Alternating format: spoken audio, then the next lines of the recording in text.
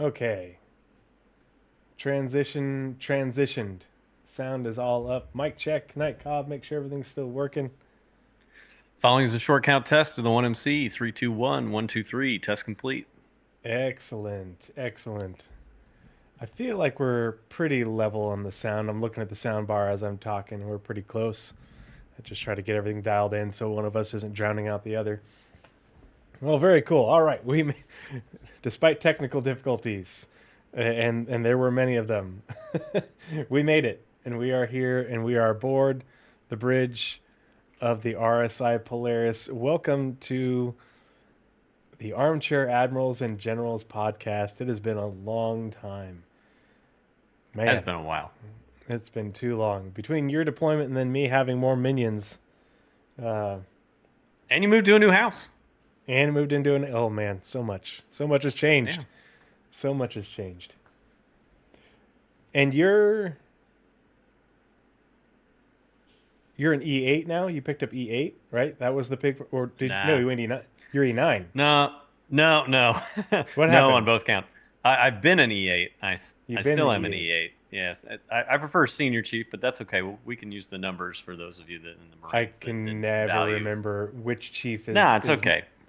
more important It's than okay. the other. Senior It's chief, not. master chief. Um, what's I'm having a whole lot of Navy struggles with you right now. But Master I can Chief is only the remember highest. so many. Oh God, dang it! I can't think. Between the Marine Corps and the Army, and then having to remember some Navy as well, and oh Yeah, jeez, yeah. it's hard. Yeah, Master Chief, just like the Halo character, is the highest enlisted rank. Ah, So, gotcha. yeah, Okay, I'm one below, um, and Senior Chief is I'm up below for it. Master Chief, and what's the E7 then? What E7 is just Chief Petty Officer, so it's Chief E7 Petty? is Chief Petty Okay. Officer, E8 is Senior Chief Petty Officer, and then E9 is Master Chief Petty Officer. Do you guys have a like an E9 that's a role that kind of like Command Sergeant Major? Oh, Yes, hi, yes. Booney. So there's the Master Chief Petty Officer of the Navy, which is technically an E10, but there's only Oh, one. that's my cake, and I'm still eating it. But you can say hi real quick if you want to. No. You say hi, hey, Booney. Hey, Daddy's doing his show. Okay, so you need to you need to go back out to the living room. All right. Oh boy, babe.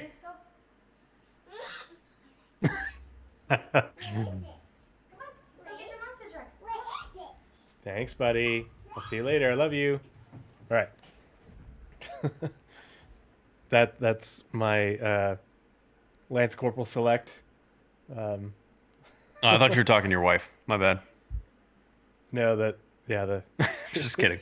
I'm he just came kidding. in. He came in and opened the door. Yeah, he came in and opened the door and just ran right in. It's like, oh, buddy. Okay, so yeah, there's Dad's doing a nerd podcast. Time for you to go. yeah. Well, he knows that I'm in here looking at spaceships and stuff, so he wants to come in and see the spaceships. He's definitely getting into the Oh yeah, spaceships, which is great. totally Sorry, I'm understand. just finishing my birthday cake because today is the Oh, I'm Marine gonna Corps remember. birthday. Don't forget to move around every so often, by the way. Mm-hmm. Yeah, we don't want to get kicked. So they are very cool spaceships, and this is one of the coolest, that's for sure. So for this episode, and I've been wanting to do another Armchair Admirals and Generals and get the ball rolling on that again for a while. It just hasn't worked out with my schedule and getting together with these guys, but I was able to make this work, and Night Cobb was free, and I really wanted to. I really wanted to do this with actual engineering in place, and of course, CIG was like, "No, you have to wait even longer." But we've had enough information on engineering that we can, and we've tested a little bit that we can think about that along with the other things that we're able to see in regards to this ship as we go about exploring it. But I want to take the time to be able to go through and explore the RSI Polaris in all its glory. And of course, we loaded into Arena Commander where it's safe and we wouldn't be distracted, and picked the INS Jericho map because it's very fitting. But then here with Night Cobb, and we'd have, after touring the ship, we'll check out all the rooms and all the bits and bobs. But then we'll talk, have a sort of walking, talking conversation through the ship, about engineering and really multi-crew in general and what that means for a ship like this. And what's important, what you can get by without, those sorts of thoughts. And before we continue, because it's been a long time since we've done this show, why don't you tell everybody watching now and watching later who you are, what your background is. Thank you, Fritz. Happy birthday. Happy birthday to me. Happy Veterans Day. Ooh, yeah, happy Veterans Day. And happy Marine Corps birthday. We love you guys too. I actually really love Marines. I still really love Marines. They're around on my base too. They're the best. We keep things I really mean that too. Yeah, there were some. I was actually driving into work the other day, and there were some marching and stuff like that, and they were doing cadence, and they were actually kind of like intentionally challenging a Navy Master at Arms detachment who was also doing cadence, and like about 100 feet away from them on the I'll call it the quad, grassy sidewalk area. And man, the Marines were making the Navy guys just look bad. And I just was like, I love it. Marines do some of the military stuff way better than the Navy does. We anyway, get real unnecessarily motivated really quick. I like that about you guys, though. It's fun. It's hard to drum up motivation in the Navy for some reason sometimes, but Marines, they never seem to run short of it. Anyway, that's the only thing we don't run short of. So I'm Night Cobb. What I bring to, I guess, the Armchair Admirals and Generals podcast is my perspective as an engineering department master chief on board a nuclear submarine. So I'm kind of familiar with the small boy status and what running an engineering department looks like with regards to a real warship and stuff. Ooh, so can bring that in. Nice. Are you checking yourself out? Is that what I just saw happen? No, I can see I didn't get the border right on my camera thing. My OCD is going nuts. Okay, it looked like you were checking out your own bicep there. I was like, No, all right. My biceps get it, man. Go ahead. Go ahead. Show everybody. They're embarrassingly not Marine right now because I don't ever get to work out. Hey, Omega Black. Good evening. Thanks for coming and hanging out. And before we continue, just a reminder, that's why the little stack up thing keeps popping up in the middle. So it is the Marine Corps birthday today, 249 years. Tomorrow is Veterans Day. And as always, my content is always charity driven. I keep no monetization for myself when you guys have to pardon me. I'm also drinking a cocktail. If you suffer through an ad, just know that ad revenue and any monetization that I receive, I donate directly to stackup.org.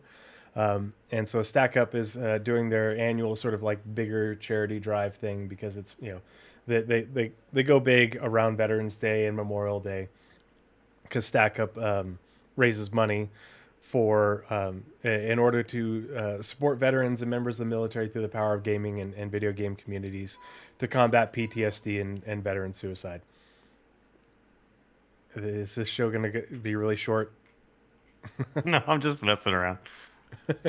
I forgot that we're like all equipped for Arena Commander. I'm the captain now. Look at me.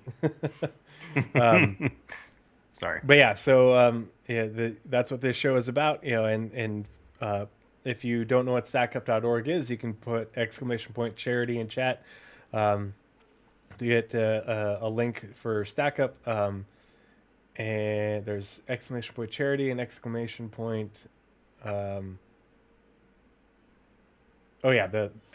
charity will give you the link to my donor drive if you want to donate directly to StackUp, and then ! StackUp will get you a link to their website where you can find more information about them. They're a great organization Really appreciate the work they do.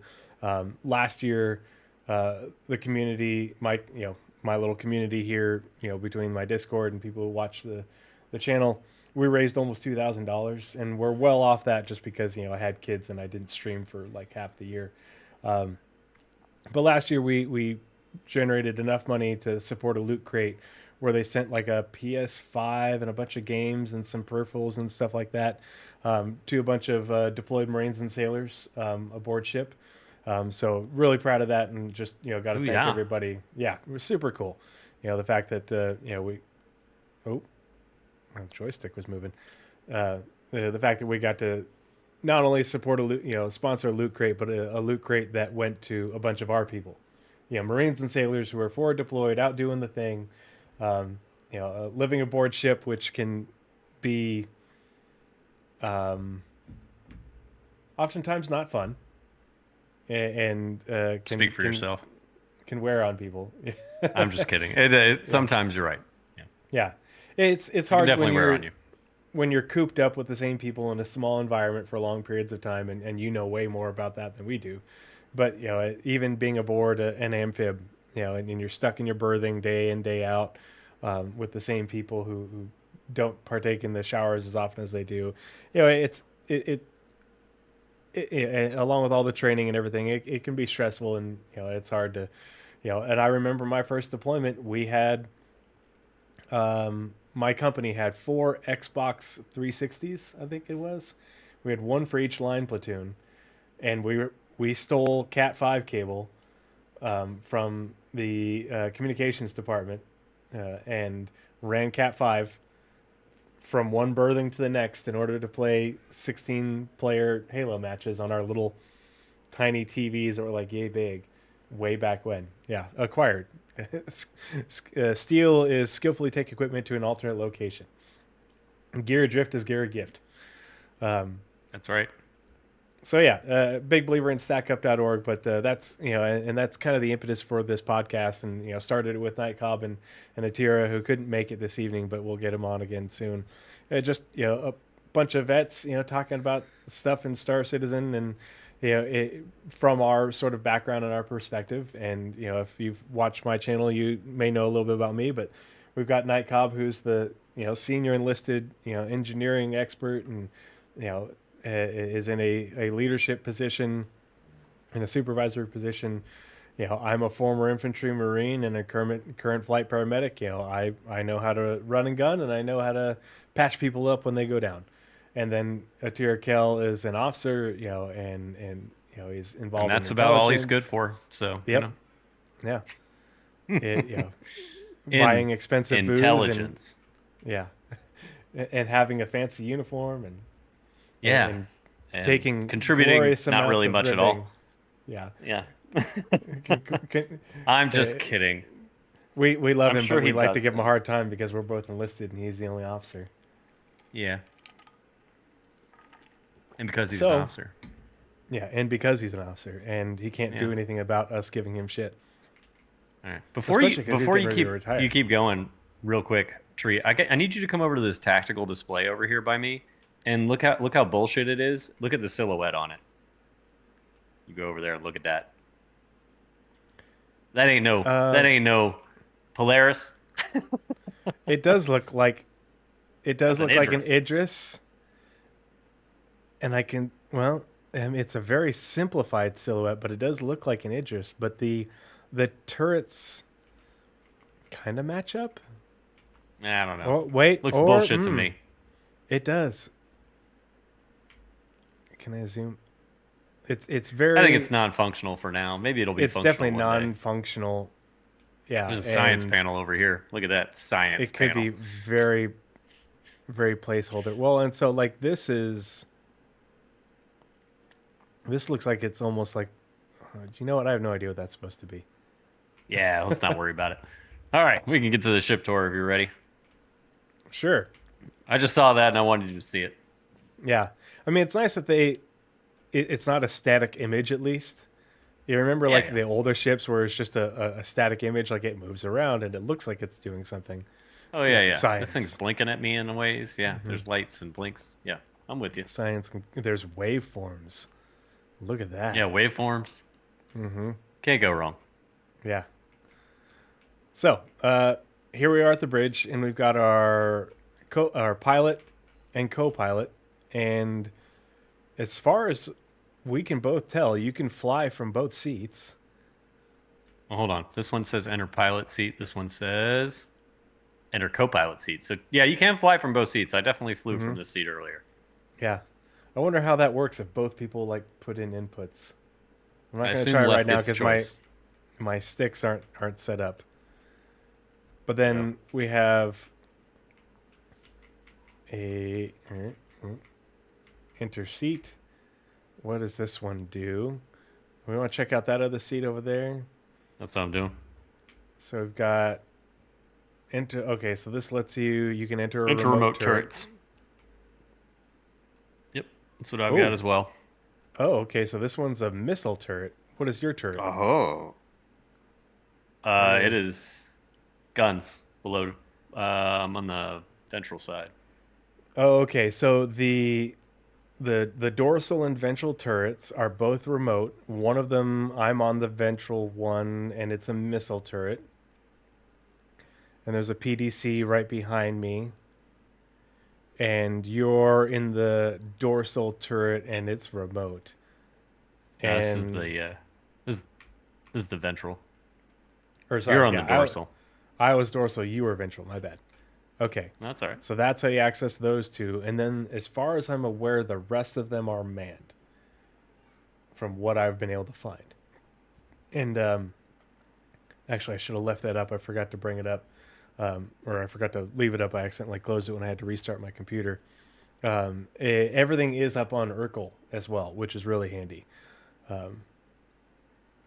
So we've got these two seats. So not only can you access the remote turrets, remote missiles on the left, and that's the dorsal turret, and the ventral guns turret to the rear was on the right.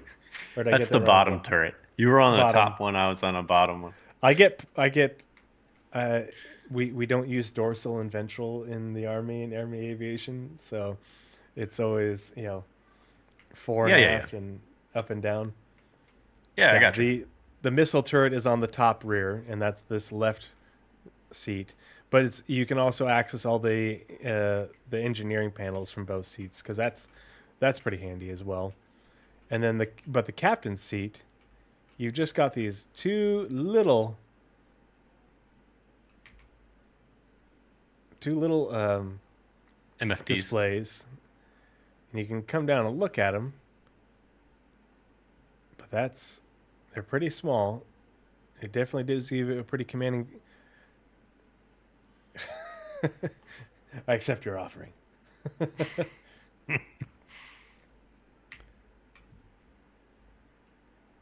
But yeah, the captain's turret is, the captain's chair seems like it's very much like you could probably do some supplemental actions, but there isn't really any bespoke functionality to it. Where all these other stations, like from the pilot's seat, you can fire the missiles. You can. I don't know why my screen keeps doing that. These missiles right here, to the left and the right, but you can fire those from the co-pilot seat as well. Gotta be honest, Hi, not a Bernie. great placement of those. I think that would be my one design complaint right there. Like, I would not want to be on the bridge with missiles firing out just aft of me. Well, you can behind shoot plated glass. and you can see how bright they are. Mwah. I love you, buddy. Sweet dreams. You're assuming I know how to activate missile operator mode outside of my HOTUS arrangements. I didn't even have to activate anything the other day. I was in the hangar and I just pressed left click and things went flying. And I didn't learn my lesson because I did the same thing from the torpedo console. And don't do that in the hangar. Yeah, No, I figured it out. Yep, it just lets you dumbfire them. But that was really bright, and it flew right past your face. It's disorienting for a second. Yeah, not where honestly, it would just be like one of those things. Like if I was designing a warship, I would never put those right behind the cockpit. Yeah. Um, Well, especially because there's not a space below. yeah. Not to You mention, could right? have put it below the.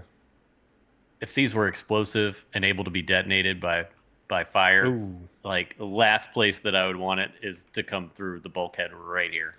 Yeah, and ruin your science console. God, Yeah, very exactly. very important science console.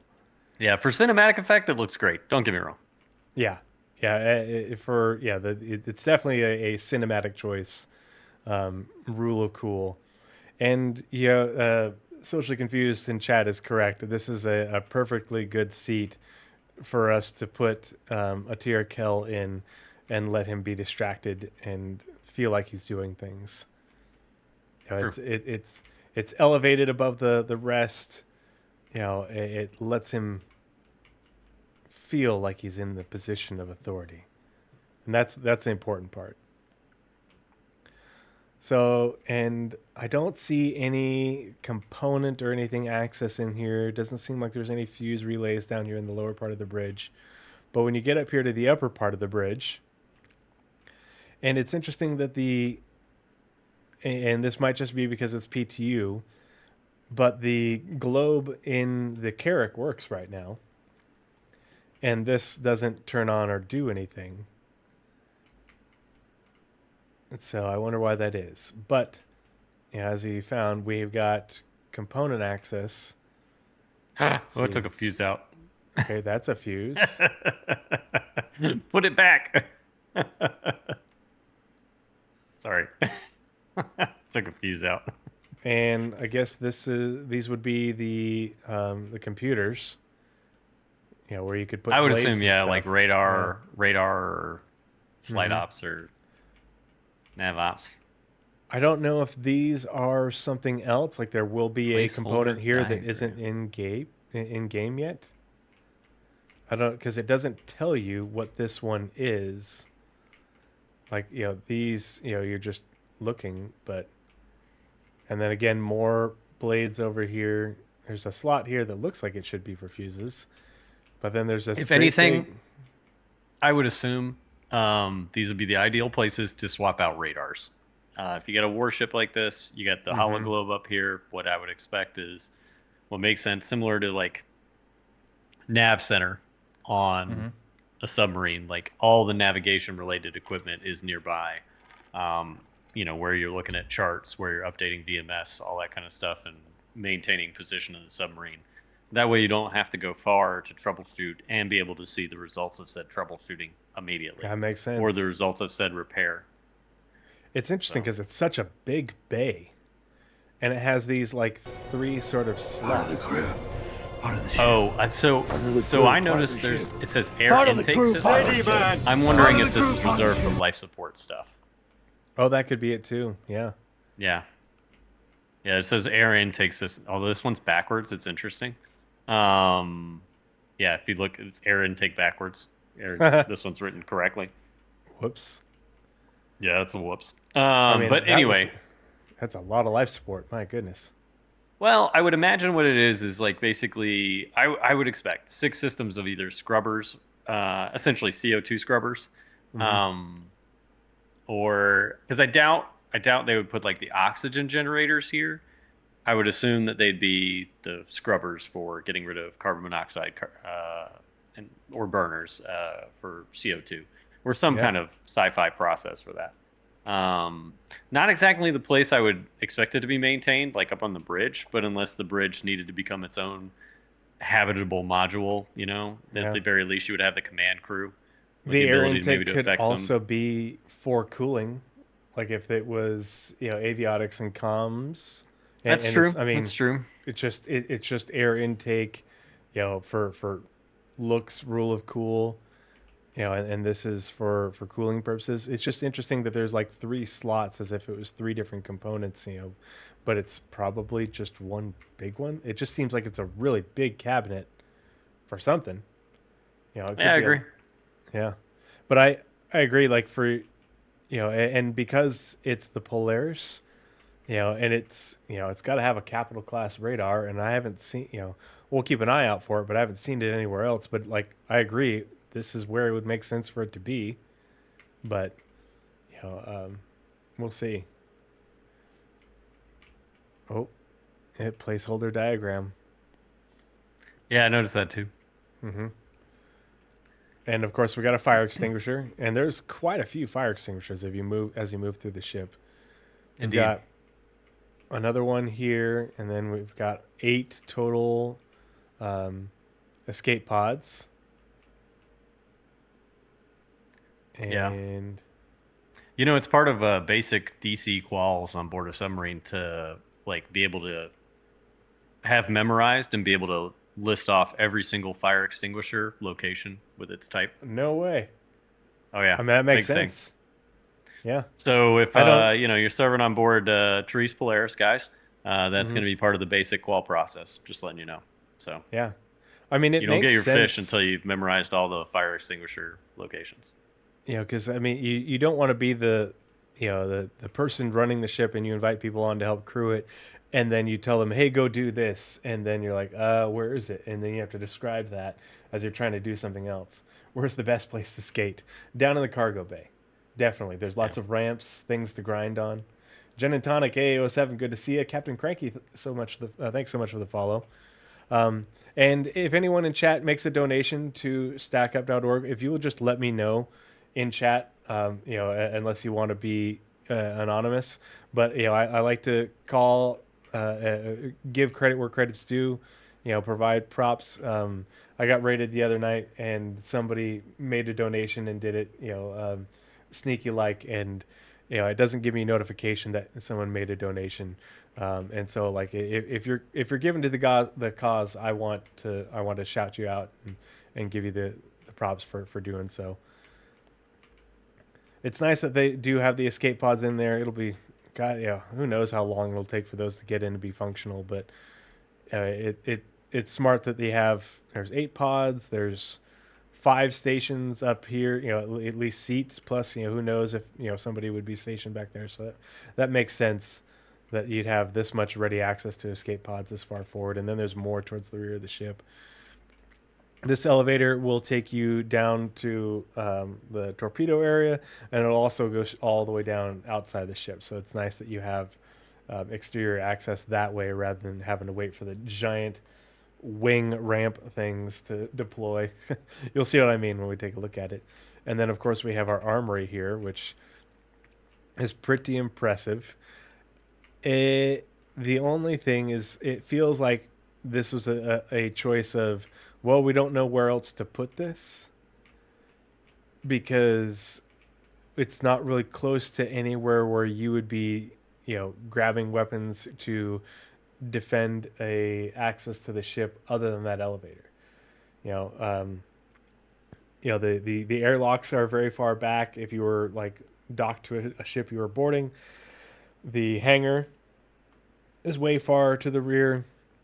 If you were going to be getting aboard a ship to deploy, it's not terribly convenient for where troops would be deploying from, unless it's just we're going to arm as much of the crew as possible in terms of defense. Yeah, it's a decent defensive spot for defending the bridge. I agree, Dell, but it'd be nice if maybe they had 2. If they had cut this in half and maybe they had made room for a second armory somewhere else. Because, I was going to say, where did he go? Because it's like they made room for suit lockers and a nice couch to sit on while you pull on your boots. So I feel like they could have cut this room in half and you'd still have all the important parts, and plenty of weapons racks. And then you'd have another room for something else. And then if you could duplicate this front half somewhere else in the ship, maybe back towards the hangar, it'd be a good use of space.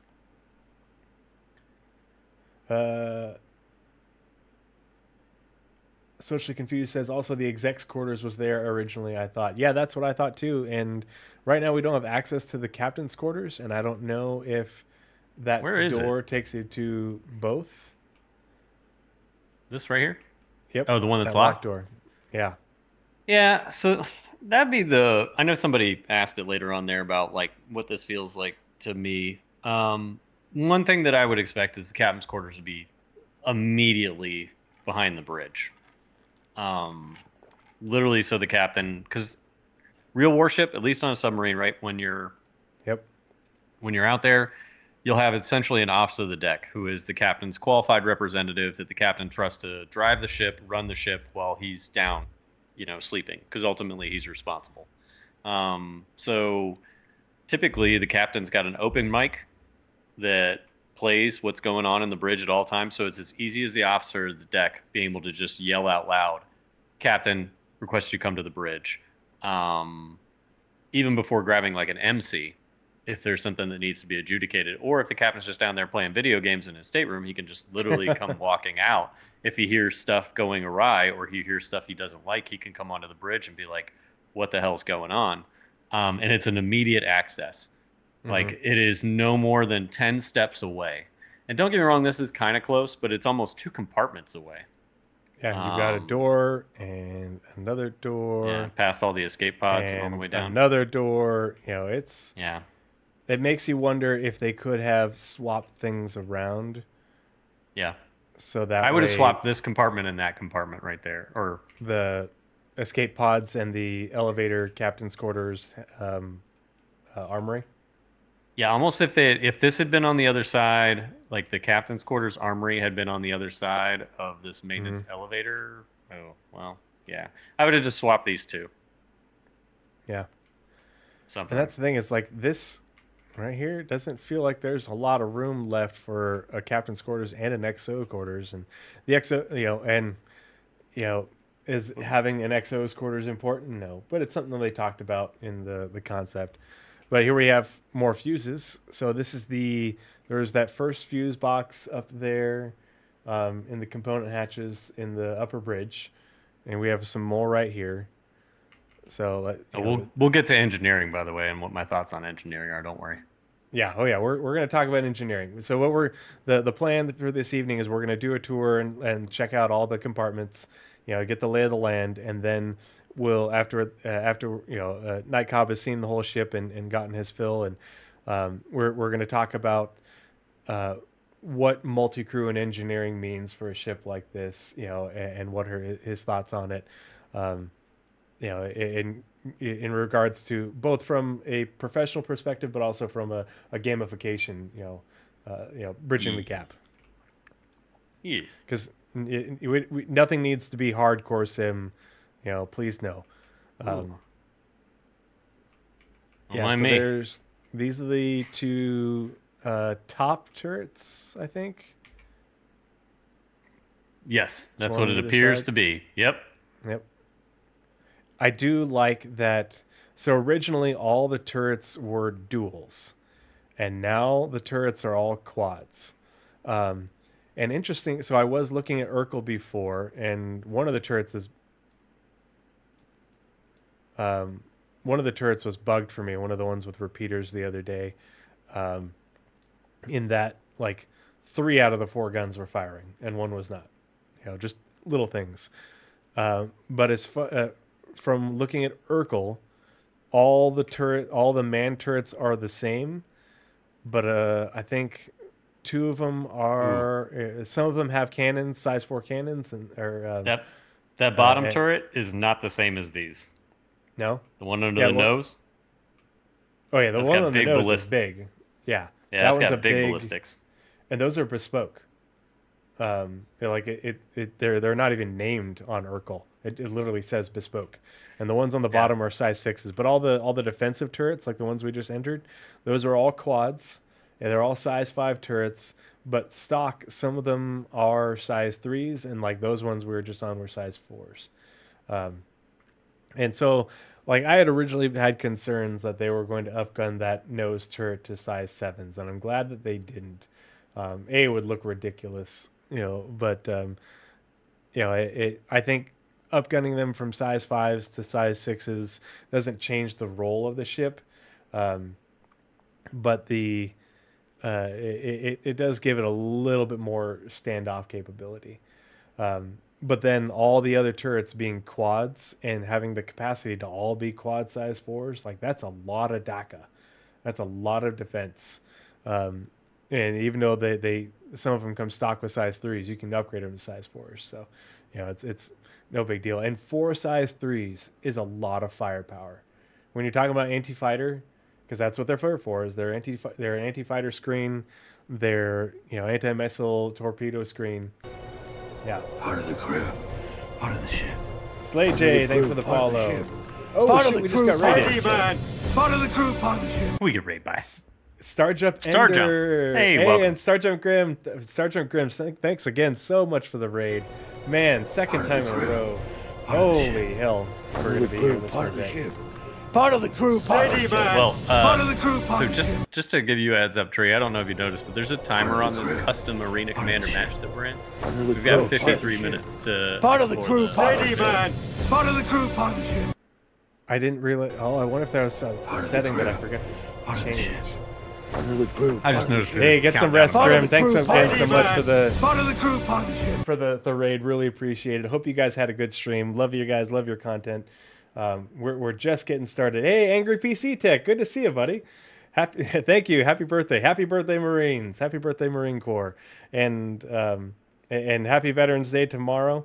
For everybody who just joined us from Star Jump's stream, really appreciate you guys coming by and hanging out.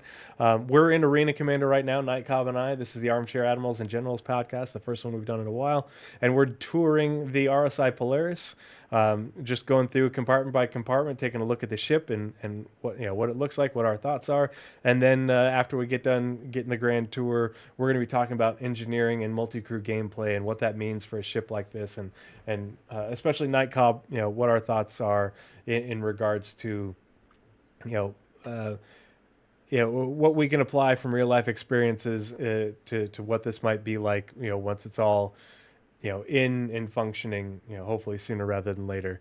But especially, considering this is the first combat capital ship and it has a lot more sort of crew soft requirements, but crew utilization, it's something worth talking about. So we just checked out these front 2 defensive turrets on the top, and we're making our way back. We've already checked out the bridge, the armory, and the escape pods. So here's the habitation area. We got our nice little Zen garden here. 2-man staterooms. These are nice too. Yeah, Like real there's nice. so much space. Yeah, I would. One, I love the futuristic design, but all at the same time, it kind of harkens back to like what I'm comfortable with. But god damn, I would kill for that kind of space in my room. Oh, I'll tell you what's interesting though, and this would be the one thing that's kind of like a big. I noticed it on the Idris tour and all that kind of stuff. Kind of a big.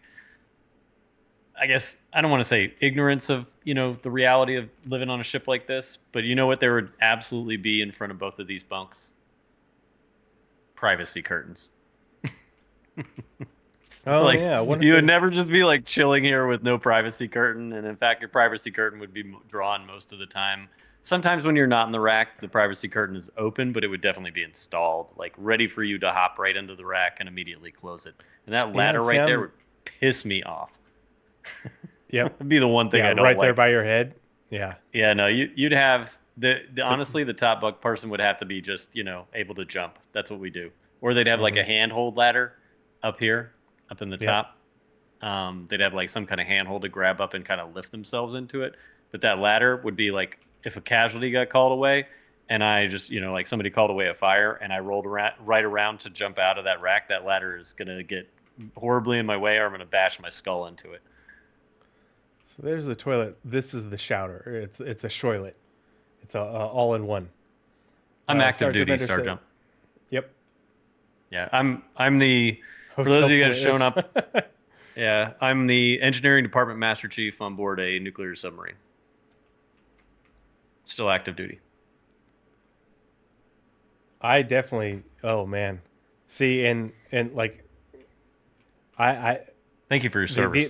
the amount of headroom in here. It's nice that they have these little cubbies for putting your personal things. But in a marine on a green side berthing on an LPD or an LHD, you'd have 4 racks right here. There'd be 4. Yeah. 4 coffins. Yeah. Yeah, I mean, like I said, these almost look like officer staterooms in terms of like accoutrement and Mm-hmm. yeah, like their own private head, that little cozy corner right there, and A giant little lockers of reading nook. space. Yeah. Yep, and only two racks per. So, Well, that's but interesting. let's. The personal storage doesn't open up. So have you been in the Star Lancer yet?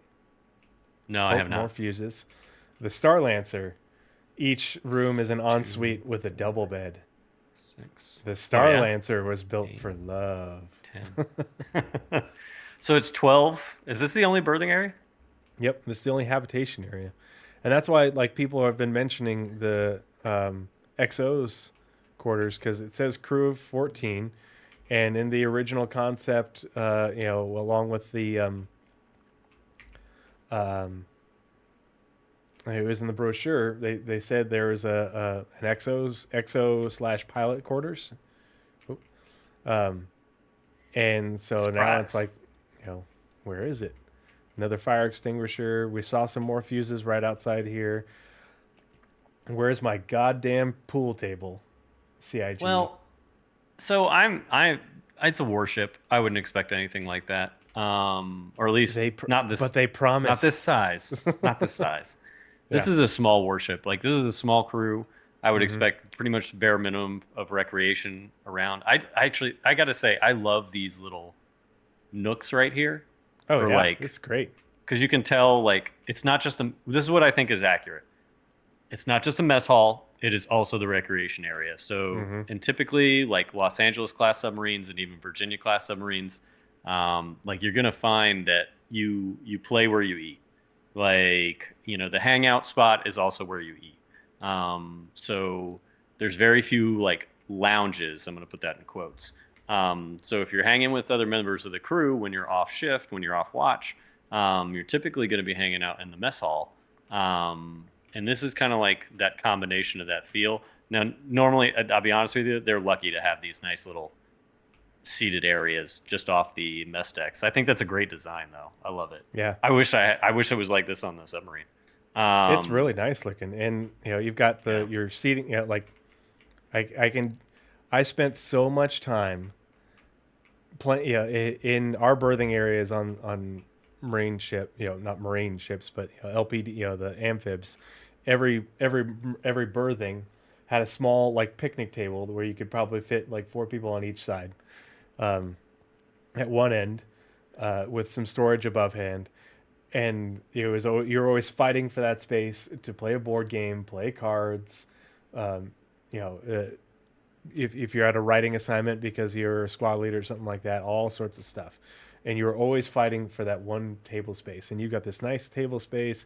Yeah, everybody can sit around it and hang out. You can RP the hell out of it. You've got all this other seating area, and a freaking TV, shelving for your Xbox 5,000, whatever it'll be in 2955. Yeah. Yeah, this is who said that in chat. This is definitely not Air Force worthy, but it's not far off. I don't think. I'll tell you what's the only thing that's weird to me is, right? So it's a crew of 12 Hmm. and you've got 12 seats. Yep. I'd honestly expect only one table for 6 because right, you would never expect the entire crew to be eating at the same time because then Oh who's yeah. standing what? Yep. That'd be my one thing. It's like, and I know that seems silly in some ways because like, well, what if you're in port and stuff like that? And that might be like the one excuse I could see to there being 12 seats. But then I'd also expect like, if you've got this much room, I'd expect like a smaller like wardroom dining area and then a smaller like regular Hmm. cruise mess. So there'd be like a wardroom, where it's just like the senior officers and where they would eat. That would be separate from the regular crew. But it's a It small makes me ship, so. feel like the crew is like 14 to a watch. Oh, here, look, by the way, here you got air filtration unit things right here. CO2, Where'd you go? oxygen. Oh yeah. Yep. Yeah. There's another See, one over that's here. a pretty cool detail when you think about it, though. Does it function? No. Does it make the ship believable? Absolutely. Well, I Especially imagine because you've eventually got it'll these. be functional. I mean, maybe. I don't I know don't know. how I don't know how into detail they are going to get in terms of Obviously, like life support's gonna be a thing, but in terms of will the air, will the actual life support come in and out of this physical spot? I don't know. Or does it just magically appear? Who knows? Um, so this is the door coming out of the back of the hab area, and then you've got this door right here. You've got the ladder that takes you up and down. So you've got that access, and I think is there another one over here on the other side of the hangar? Yep. Yeah, I'm thrilled to see that, by the way, because if they had just done elevators to get around this ship, I would have been like, that's the worst. I like just even elevators in general on a ship are like, I'm not saying they don't exist. Obviously, aircraft carriers use them to like ferry planes up from hangar to flight deck. But from a damage control perspective, relying on anything electronic when systems go down and stuff like that to be able to get to where you need to respond to casualty, if you don't have a backup means, a manual means of getting there, then you're screwed. Yeah. So only having elevators would have been a huge mistake. Oh yeah, for sure. Yeah, especially and not having two of them, on either side, so that way, you're not blocked off if there's a fire or anything. You've got access. You come down these stairs, and so this is one of my gripes with the ship so far. I don't have many. I really like it. This is the airlock, and so you've got one of the capital class airlocks, just like on the Hammerhead, or it's that size. It's a good thing life support isn't on because I don't think I have a helmet. You do. Oh, okay. So in the mirror, it doesn't. It shows me not having a helmet on, which is interesting. Yeah, it's a weird bug. But yeah, the suit lockers are way up there, but they're in order to get to the rest of the ship, you got to go upstairs, and the cargo bay is down this way in the direction I'm looking. I feel like if this were the ship that is the center point of a small militia flotilla, and other ships would be docking here to get, cross deck supplies and stuff, or if you were docking with a station in order to take on supplies, unless you're doing a big replenishment, you'd be doing it via the airlocks, and the airlock doesn't have easy access to the cargo bay, and it's literally on the other side of the wall. And so I feel like that's a bit of a design flaw. Like if they had just taken, and I'm not sure what's on the other side of this wall, like right here, but instead of having wall here, have some stairs or something, I don't know, that lets you immediately bring in cargo and unload it to the cargo bay or something. It feels like the airlocks are a bit of an afterthought in terms of placement. I found a side turret. Are you in this one? Yeah. Yep. Here, I'll let you get in so everybody else can see it. Turret in use. I got you. Coming back up. And then this is, these are the more escape pods, and there's 2 more on the opposite side. So there's 4 more to the aft. So there's 8 forward and 4 aft. These escape pods make sense to me. Yep. Is this a locker? It's got a code thing at the front. Where's the Interesting. interaction? I think you got to step. Oh, you found it. I like that turret animation. That's fun. You could do replenishment via hangar. I'm just saying, that you're having multiple options for underway replenishment, is important, and the hangar limits you to the size of that ship. And so you're not always going to do replenishment via hangar. Okay, now it's... Huh. That's odd. I don't have any sound. I hear it. Oh, you can hear it? Oh, I can hear it from inside the ship. I forgot to turn the game audio back on. I apologize, everyone.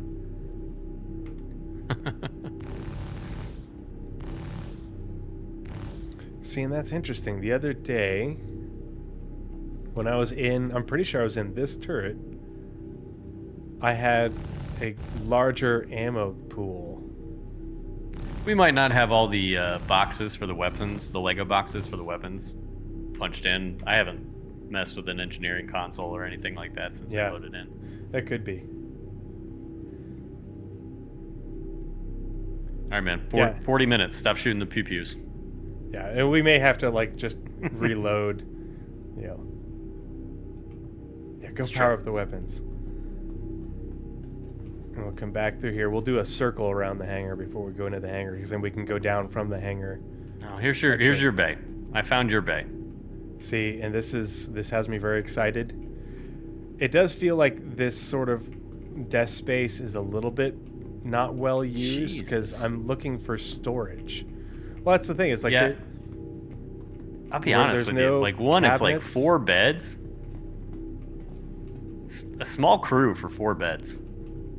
yeah, Y'all, I serve on board a submarine with a crew of around 140 to 150. Do you know how many medical beds there are? There's 1, guys. There's freaking 1. So 4 feels excessive for 12 people for me. Like, if you've had that kind of mass casualty, you're out of the fight and you have no business staying out deployed. You know what I mean? Like, you're done. It's a third of the crew is down. I just like you're I out of the expect fight. cabinets, and unless Yeah, that's the other thing too. I mean, these might open up eventually, but storage for medical supplies. Yeah, you would almost expect even just underneath and around the bed, right? That's just wasted space. You would expect there to be storage there. Is this thing Yeah. supposed to like lower or something? It does look like Raise? that, doesn't it? I don't know. Okay, test moment. I mean, there's this little For shelf, science. but you know, for Did I go medical down? purposes and No. medical gameplay, you know, and the fact that it will, it will consume. Oh, wait, am resources I just going like down? Everything else. Did it lower me down so I could get out? Yeah, Oh, it yeah, it did. did. Yeah, it did. Yep. That's what it does. It's just like a real life bay, That's medical super bed, weird, the though. ER. You lower the bed down so that the 5'2" abuela can hop on. Yeah. Yeah, all the Yeah, you're beds are right, though. tier There's, like, 2, no storage. which for me personally, like gamification wise, so there's one thing about medical gameplay that most people don't realize is they talked about it a while ago, is they want, if you are healing a tier 3 injury with tier 2 beds, they want that to be less efficient, and so you can do it. It just will take more resources than if you healed it with a tier 3 bed, but you can heal tier 2 injuries. You know, and so there's more, you know, because tier 3 injuries are supposed to be much more common and more likely. For me, you know, with for medical gameplay and medical logistics, I would like to have one bay that was tier 3 beds and have more of them, and have one bay that was tier 2 beds. You know, or have some variety, or have the option to swap them out, kind of like the Apollo does. But having them all 4 tier 2 beds, you know, is very utilitarian, but it's not very efficient. And as cool as the medical bay is, without the storage, it just, you know, it's a big med bay, and you've got this huge front office space that looks cool, but doesn't look very functional. You know, and I know it's a small quip. It's not a big deal, but you know, because of how much I like the Polaris, you know, that's all I've got is the small quips. Where'd you go? Where you move here? I'm running around in circles. I was looking at things. I'm sorry. That's okay. Oh, I I didn't went all even the way notice around. this engineering terminal here. There's 2 of them. Okay. I'll catch up to you. And there's a little power supply. I wonder if that is meant to be functional at all. Yeah, I don't know. Yep. Some of these component bays, the maintenance access hatches, engineer access hatches, don't seem to work. So I don't know if they're meant to house components that you should be able to okay. access or not. Yeah. A lot of these access panels don't seem to. They remind me of the access panels on the Titan. And then you have these coded ones for pre-authorized personnel only. Super curious about that. Oh yeah, huh. See, and that it looks very placeholder, like they have a plan for it, but it's not in yet. Here's some more of those air filtration units. It's nice that they've put those all over the place, though, because that makes And that's kind of more what I would expect. Yeah, it makes it very believable. Whether whether their location is at the actual point of where the atmosphere comes from or not, the fact that we're going to have live sport in game and having those in there makes it look believable for that gameplay, and that function. Torpedo Dorito. Let's see. I don't think they're sorry, weapon lockers. I would assume they're critical component lockers. Yeah, I either component lockers or like an element of engineering that is planned for the future that isn't a component, isn't a fuse, something else. I don't know. Because they could definitely go above and beyond with engineering, because there's so much, in every multi-crew ship, there's so much space where it's just a wall with a panel door that looks like it would open up to something, and eventually they could make it open up to something that's functional, but they don't have to, especially not for the initial iteration of engineering. It's nice that there's a brig. I like that there's a brig for bounty hunting gameplay, and eventually disabling pirate ships and boarding them and stuff. The little pass-through cubby. Is the brig the opposite thing of the med bay? Yeah. Yeah. Okay. I just feel like it's not the space is not well used. Dude, he's got a better rack than most of the people on this ship. Look how much space he's got in that fucking rack. There should be 4 beds in here at least. Yeah. That's bullshit. It's a huge space. If I was underway on this thing, I would be like, since we're not using the brig for any prisoners, I can just use that rack. Yeah. While, I don't have to share with anybody. Yeah, I got my own room. Like, shit, yeah, man. Do you believe me? That's what people would be doing. It'd be like, the 4 top prisoners. Enlisted people would be like fighting over the brig racks. And then, if you ever had a prisoner, they'd be like, dude, this is bullshit, man. Can we just shoot him? I do not want to give up the rack space. Yeah, I have my own rack, man. Let's just look, man, I'm going to go to the armory. I'm going to get a gun. All right. And then I'm going to solve somebody in my rack problem. That's just extra berthing. We all know it was extra berthing. I don't know why this guy had to break the rules. Yeah, here's another one of those coded lock door things. I feel like that, the fact that they put those pads and there's these maintenance engineer access things means that they have plans for more than just fuse relays. I don't know. It's just, who knows? I ain't putting the Marines in there. The Marines can go in the stupid 2 stateroom peoples. The 4 senior people that serve on board the ship can have the nice racks and the brigs. Yeah. Yeah. Yeah. We'll keep one of the staterooms free for them. Okay. Yeah. It's a small remodel. Yeah. All right, you ready to head down to the next deck? Yeah. There is. Well, obviously we have to look at the hangar first before we do that. Oh yeah. Sorry. What I really wanted to do. Not much to see there, though. I'll be honest with you. Well, there's fire extinguishers everywhere. There's multiple fire extinguishers, which I like that. They show the fuel storage tanks, because you are eventually going to be able to refuel your ship in here. So that's really opened nice. The thing. Yeah, here's the other. Yep. And I think one of my favorite parts about the hangar, and they did a good job of making it so that way you had enough space for an appropriately sized ship, in that this is recessed a little bit, and they gave you like an extra 2 feet. It's like one of those 70s, sunken living rooms kind of. Yeah, batteries. I forgot about that. Good point, Jay Calvin. The batteries are things that they can put behind those panels and stuff. But then we have the really nice elevators that go down to the cargo bay, and there's one on either side. So I think that's really awesome to have. Oh, that is a genius move. Yeah. For now you're talking about storage you're talking about storage replenishment. That's fucking solid right there. Yeah. It doesn't look like it'd fit a torpedo though. I don't know. And the size. That'd be my one complaint there. If they do fit, it's tight. It's like just the exact length. Yeah, that looks a little small for. That'd be my one complaint there, though. I'd be like, you can't load. What would make sense is if you could bring something into the hangar, load torpedoes onto it, and then take those down to the cargo bay. Yeah.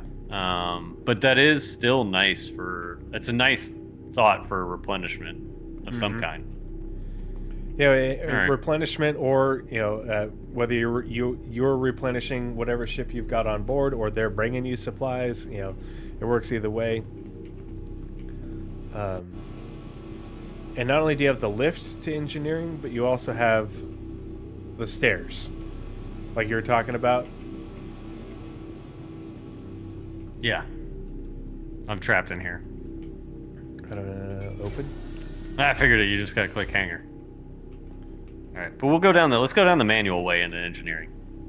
Okay. Down these badass recessed stairwells. I like these. Where you at? I'm coming. Oh, you're still in the elevator? Yeah, you're going down the other one. That's fine though. Yep. I am such a fan of this. And it's gonna nice go because you can backwards go just to a the little bit lift, first. you can go to the cargo bay, you can go to the engineering, you can go to the hangar. It's got engineering coming soon. I love the commanding view of this engineering panel, but the fact that you've got multiple engineering panels across the ship. You've got the ones that were just up the stairs, you got these ones around here. I know there's another one somewhere. I just opened the jump gate thing here, or the jump drive thing here. Watch. Okay, jump drive. Our gravity spinner ball. What happens if I put my hand in there? I feel like that should be covered up. I feel like having the option to touch At least, it is... at least a warning label on it, for the Yeah. Marine that does happen Some to be yellow on your tape. ship. Like, do not stick hand in the spinning gravity core ball. Yeah. I like the placement of the engineering terminals with these matrix-looking coils coming down. Again, we've got more fuses. Engineering terminal coming soon. Womp womp. Sorry. All right. Okay. So. Oh, I forgot you couldn't... Okay, so that is one thing that's kind of a pain, is you can't access the main engine room from engineering here without... Oh, wait, no, you can take this elevator to go down there. Yep. What you gotta understand, Tree, is that's the reactor core we're looking at. We don't want to go in there while it's live. So I struggle with this, man. This is a lovely little sci-fi trope of like the viewable water on top of the core, and it's like surrounded by a bigger pool The of extra water. spicy hot tub. Dude. You want to get really clean? Yeah, it's interesting. Don't get me wrong, I like the sci-fi look of it. It looks very neat. Until the gravity gets turned off, and then... Yeah, well, so that's the thing is like the core right in front, that little circle there with what looks like would be modeled like control rods or something like that, or fuel assemblies. Like it looks like that has got like a cover plate on it, kind of. But again, then it doesn't look like it's you would have it filled completely and it would be pressurized, I would imagine, but still. Then you look around it though, and it looks like we're gonna go down there, but it looks like open pools of water, which that doesn't look right. Yeah, you gotta love it. I will say out. though, the water effects, I feel like they did it. You can see it there on the edge, like the water effects and how it reflects onto the other surfaces above it. Like it looks cool as fuck. Don't get me wrong. Rule of cool is winning on that one. Yeah, the light. There's a word for that, where the light reflecting off the water onto something. They talked about that because like the rivers do it too. Yeah. All right, so we got to take the elevator. I think this elevator will take us down to because we can go into engineering from here and from here to the cargo bay.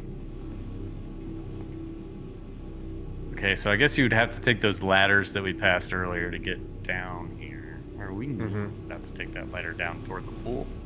Yeah, I'm about to spot that shit. Watch this shit. The ladders will take you into the cargo bay, and you can take those ladders to get from the cargo bay into here.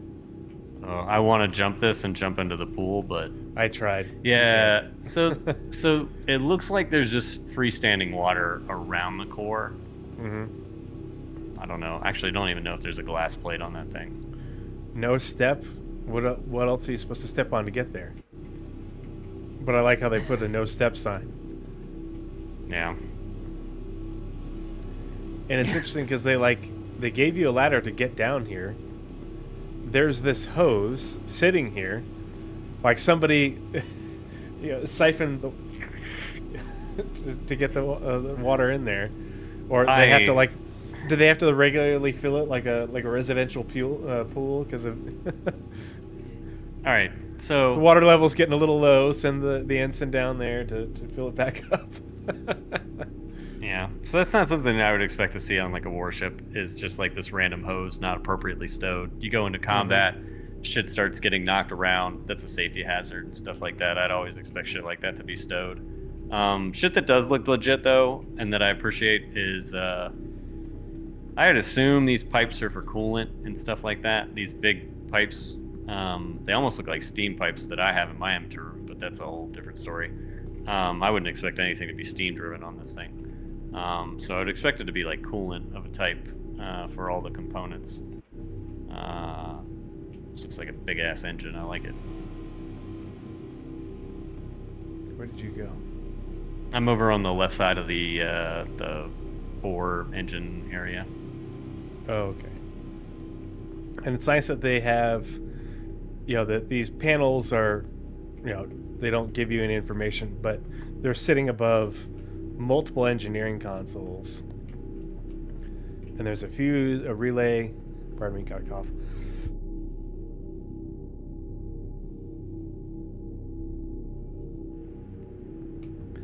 There's relays on either side, and so it definitely makes it seem like there's going to be processes where you'd need multiple people doing things from multiple terminals in order to facilitate a process. Because I definitely think that the engineering that that they're releasing soon, TM, is the beginning, and there's going to be a lot more. We got somebody that knows some stuff about nuclear stuff. Jade Star Watcher. Yeah, I agree, Jade. Fusion is totally nuclear, but definitely not in the same way as fission. Control rod. Yeah, like I said, I don't know if they're control rods. They might be some kind of fuel assembly. I'll be honest with you, I don't really specialize in fusion reactors. My reactors are all fission based. So I'd be curious how they control them. Or what the fuel assemblies would be rolled up into, or whatever. I say fuel assemblies, it wouldn't be the exact same, obviously. Like you said, heavy water, but still. There's got to be some ways of controlling power output levels. I'm not familiar enough with fusion reactors to play that game, but easier to destroy than it is to create.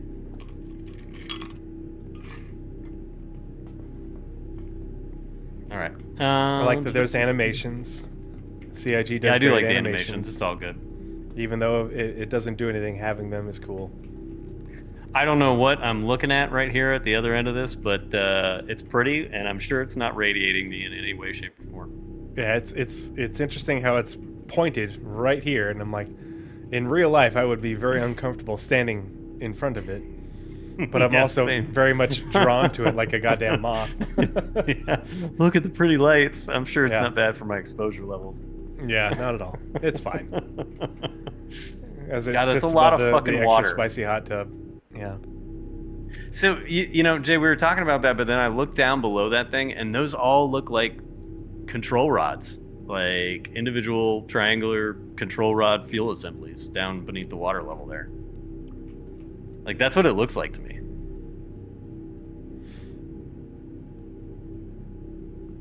This is the quantum core engine? Okay.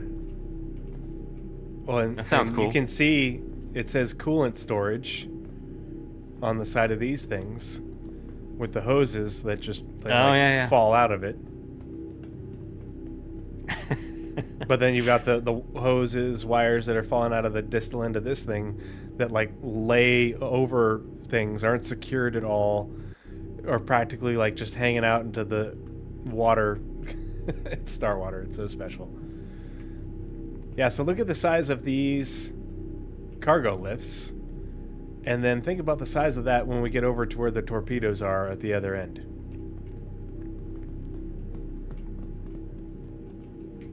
A lot of fire extinguishers in the cargo bay. I like it. Oh, here's the ladder. Wait a minute. Yep, okay. Yeah, so direct access to engineering because you're on the far side of it from That's too long, man. those ladders. Ain't no way that torpedo's going on that loading tube or that loading. Yeah. dock. That okay. Glad I'm not crazy. No, you're not crazy. It's about half that size. It's about Yeah. half the size of the torpedo. Yeah, I mean, look at how big these torpedoes are, and what ship that could land in the hangar could carry these torpedoes. These things are fucking hot, though. I'll tell you what. Yeah, I'm digging them. they are very cool. I like how they didn't go with the very standard, current day cylinder, with a rounded off cone. They're angled. They're mean looking. They're huge. Each one of these there's 6 torpedoes in each one of these magazines. There's 4 of them. And then, right? Yeah, there's 6. And then there's 4 more that are already loaded, ready to go. You got 28 of these torpedoes. Jesus. That's awesome. 6 shooters. All right. Yeah. They're like VPT tubes. I don't know what that means, but it sounds cool. We use some of the newer class submarines use vertical launch tubes. They're technically 7 shooters in some cases, but they're almost like a revolver that you can just it's like a speed loader that you could drop down into the tube, and it's got 7 missiles on it, and you just fire them off very for nice. vertical launch systems. Yeah. Mm-hmm. But they're like this. They're like a 7 shooter, or they're a 7 shooter for the most part. These are cool little 6 shooters, though. I like them. Mm-hmm. Yeah, so look at this lift, because this is a lift right here. It doesn't work yet, but this is a lift. This is the lift for bringing the torpedoes up to load them into the magazines. I'm curious how that works, though. How do you rotate the mags? I don't see any controls. I don't know. That'd be my one question there. How do you rotate the 'cause mags to put in? I see fuse. This is an elevator lift. Oh, it does come up and down now. Sweet, it didn't in PTU. Yeah, and that makes sense to put the torpedoes right here on this lift, and then. But I'm just not seeing where you would be able to load them into the mags, to all positions. Yeah, you'd Unless think you could there'd be some rotate the sort mags. of console or a button that you just press that rotate. Yeah. I don't Interesting. know. Well, there's a console in here, but elevator access. Yeah, there's a console in here. Okay, so that's the console that you use to fire them, and Is it? you go right on ahead because we're in open space. Just don't do it in a hangar. Don't ask me how I know. How do you fire them from here? You should Enter remote turret. Oh. Uh-huh. Oh. All right, I'm gonna fire one, and then I'm gonna let you do it so the viewers can see. Yeah, you can just dumb fire with a left click. Okay, that animation is pretty fucking cool. Oh, dude, one more time. Go for it. Go watch one of the tubes. Let's see. I wonder. I would guess one of the right ones is going next. You Starboard fired from the ones. left first. Yeah, port Okay. side came out first. Ready? All right, watching. No, of course the left one fired first. Damn it! Or fired again. Oh, but It it does the animation to load it into place. Oh, nice. Do it again. It's still loading, I think. Maybe. Doesn't want to load another one right now. It's this is 0-1. Oh, there we go. Got one of the starboard ones off. Dang it! I missed it. Oh, and you can see it come into place though. That's really cool. All right, here I'll come out of this so you can fire it. All right. That's pretty hot. Big bada boom. Somebody was saying they did not like the torpedo animation. I'm digging it. Enter remote turret. Well, you can still see it flying off over there. Okay, where... The animation is cool. My only issue is it's a remote turret. It's a remote camera thing underneath the Bridge. underneath the bridge. So your field of view is restricted. very restricted. You can only see things that sort of are the front 180 of the ship, essentially. 100K per torp? Holy shit. Well, you're not firing those very often. Nope. Not for giggles. Woo! There it goes. What I like is that it doesn't ignite until it's after it's propelled about, I don't know, 100 meters out of the tube. I like that a lot. It does the whole you, and then you see the... Yep, it's almost like they chose a similar ejection system to what we use on the submarine, right? So you will use an impulse, an impulse drive with basically a mixture of pressurized water and air to propel the torpedo initially out of the tube, and then it will engage its own propulsion systems. You never want to actually have it engage propulsion systems in the tube of the ship. Like, imagine the damage that could do. So I love it. I love the idea that, you propel it out. And in vacuum of space, you could probably use, just basically, that slight decompression, that pressure transient as you expose atmosphere to vacuum, to let it escape from the tube, and then it'll engage its own propulsion systems. And I'm like, I like it. I like it. See, and that's what I would... socially confused. That's what I would hope, is that somebody up on the bridge could lock a target. You fire the torpedo, it goes out, and then maneuvers to wherever the target is, rather than it having to be in front of you, but you being able to, from the turret, also, lock a target, pick a target and stuff.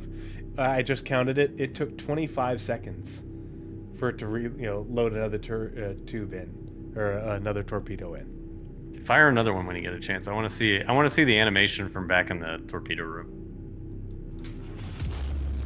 The thing that's odd, though, is you have 4 tubes. So what sucks is there's no good animation from this tube to the next room. Mm-hmm. It just the torpedo it rotates, but then the next in line torpedo just disappears. Dang it. That's okay. I still like it in the other room, and it's still a really great animation. It doesn't all have to be perfect. Yeah. Omega Black says, I think you can ripple fire them. I think that's probably true. I just don't know what the keybind is right now. I'll have to play with that later, because I would imagine you could fire all 4 tubes at once. But I don't know. I don't know how to do it. Oh, where'd you go? I'm with you, Jade, but I mean, you could reinforce that pressure differential though to get it just out of the tube. It won't be explosive, and it doesn't look like it's explosive out of the tube. It looks like it's just moving its way, and then its propulsion system ignites. For right now, they do blow up when you hit the side of your hangar that you're in when you first spawn your Polaris. I will tell you that. The minimum arm distance is very, very small. Alt-G fires in sequence. Okay, cool. I'll go back and do that here in just a second. We're going to open up the wings/lift.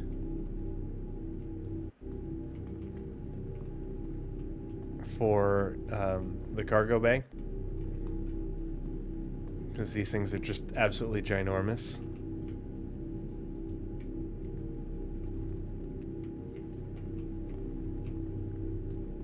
Alt-J fires and see. What's the keybind to increase the number of missiles to fire? I use HOTAS 90% of the time.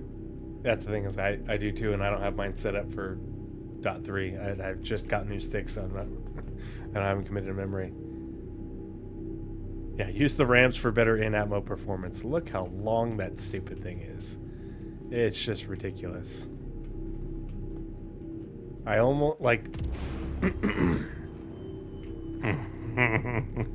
I almost wish that there was a lift instead. Because the ramps are just so comically long. G. Nah, G doesn't maze the number. Alt G? I don't know. I'll look it up. Keybinds.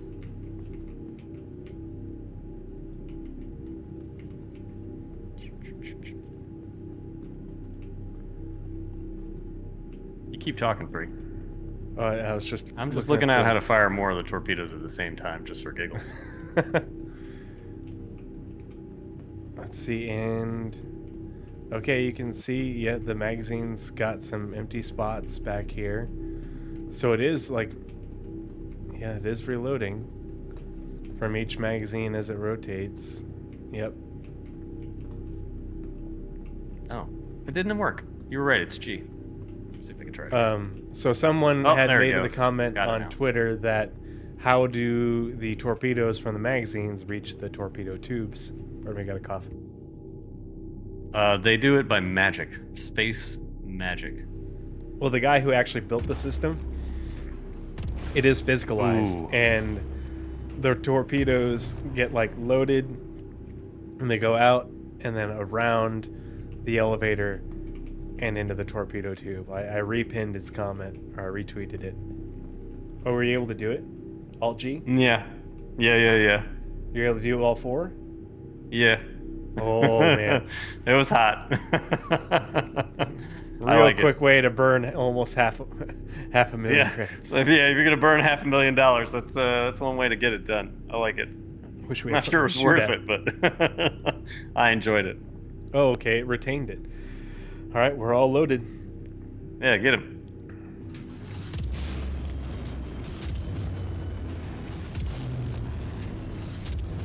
Oh man, even the sound is I don't know pretty why cool. anybody would. Yeah, I don't know why anybody would not like that animation. Yep, the I'm animation's freaking good. down for it. I like the sound that Yeah, that's solid See, shit and that right there. that reloaded pretty quickly. That's weird how it reloaded so slow when you're firing one to one, but 1, 2, 3, 4. It's because it's reloading one while it's launching the others.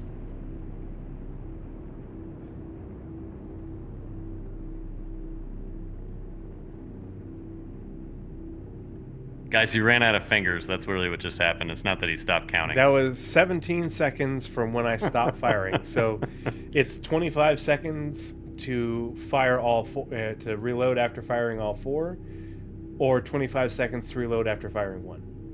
Ah, I fell through the elevator, Doc. Okay, whew, all right, we're fine. Thought I was just about to fall out of the ship. No, I'm good. I'm good. Everybody's fine. We're all fine here. Oh, I didn't notice the tractor beam. Oh yeah, there you is were talking about it, but I forgot about it. There's a tractor beam. it's up in the ceiling. Yeah, which is very handy. That is I'm very glad handy. that they put that in there, and the view for the tractor beam. You know, it lets you grab things that are out past where the ramp is if you were like in a hangar. So you can self-load, as long as the things are basically in front of where the ramp is, and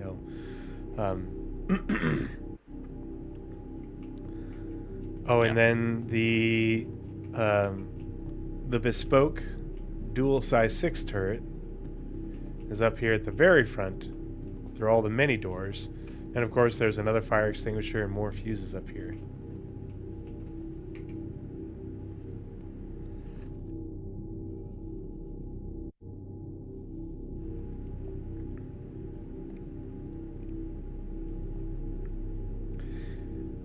And this is I don't know what kind of guns these are, but I like them. Welcome to Robert Space Industries. Enjoy the ride. Urkel literally just says bespoke. Yeah. But they're ballistics. You get 300 rounds, ballistic size 6s.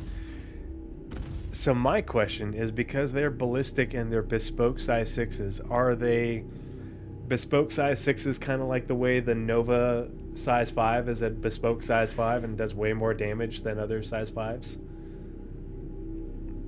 for its main gun.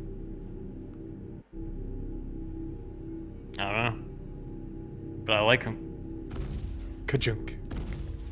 Yeah, they sound good. The animation's good. Everything's good about them. Yeah, they feel heavy. All right, I'll let you shoot them. No, I'm good. I already did earlier. Oh, of course you did. Sorry, you were troubleshooting sound things before we started the stream, and I was like running around the ship trying to check out whatever Fire things I could. everything. Yeah, I was like, nah, I'm unsupervised. Here I go. The senior chief is unsupervised and running Yeah, man. amok. Oh, we fired all the torpedoes. Oh wait, no, Yeah, they're there's gone. a couple more. Oh, there's Well, there's almost only all. 3 minutes and 48 seconds till they kick us out of Arena Commander anyway, so we'd have to reload. That's okay. We'll get more torpedoes for free. What we call this? The quantum core in the engine room? With the pretty lights that you probably shouldn't stare at and just like immediately expose yourself to. Fucking down. Very pretty. Deca It's a cool says- visual just said effect. that their pea shooters don't have explosive damage, and it feels like they do as much damage as size 4s. I mean, it's PTU. The ship Yeah, I'm just sure it got could be released I'm at sure it PTU. could be. Yeah, Yeah, I'm sure it I could wouldn't be. worry about the damage of the size 6s right now, or what it's like. Don't judge things in PTU, especially stats in PTU, because the stats in PTU never make it to live on something that just got released. Well, the engineering elevator just took me to the outside of the ship, so I've got a nice little tour out here going. Are you doing EVA? Ooh, yeah. Well, not intentionally. That's just how I ended up. Unintentionally. Checking EVA. out some of the point defense cannons, though. Put me out right Oh by yeah, one the of them. PDCs. That's actually a good idea. Oh, it's got a little camera on it. That's cute. Or sensor. Yeah, it's not quite a camera. Looks like a sensor. Mm-hmm. And I watched somebody. Oh gosh, who was it? Somebody posted a video showing the PDCs on the Polaris working. They shot down a bunch of missiles with it. Like, it's working. Holy shit, there's a lot of them. It sounds like the one, because the Phoenix has a single on the back, and it sounds like that one isn't working right or working as intended just yet. So it seems like it's something that they'll have to get addressed. But there's 7 PDCs on the Polaris. At least that's what Urkel said. Yeah, there's a lot. Yeah, so there's one here. On the, let's see, this is the port side rear.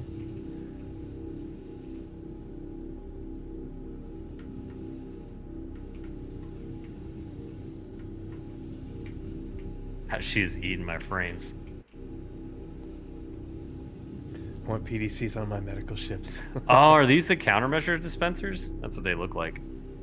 The little red rod looking things. No, so like up on another the top of the PDC. ship, there's right behind. Here, I'll come over by one if you can see me. These things. They look like the countermeasure dispensers. Where are you relative to the ship? I'm on the top. I'm on the top too. I don't see you. I'm a ghost. Oh, there you are. What were you pointing at that looks like countermeasure dispensers? Down here, there's like 4 red lights in a semi-trapezoidal configuration right here, and they look to be Oh. right there. Yeah, it does look like the countermeasures dispensers if I had to guess. That could be. Yeah, because those are thrusters. Here's a PDC. There's a PDC over there. There's another one down below where the ramp is. There's a PDC by the missile turret back here. Yeah, this thing's big.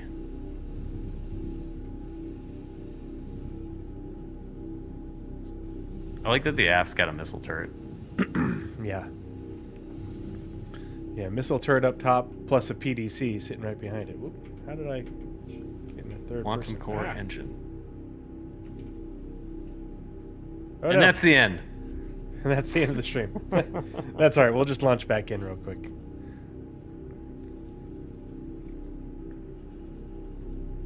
All right, so while you're launching back in, what were the stuff you wanted to talk about with engineering again? No, we've toured Oh. the ship. Pardon me.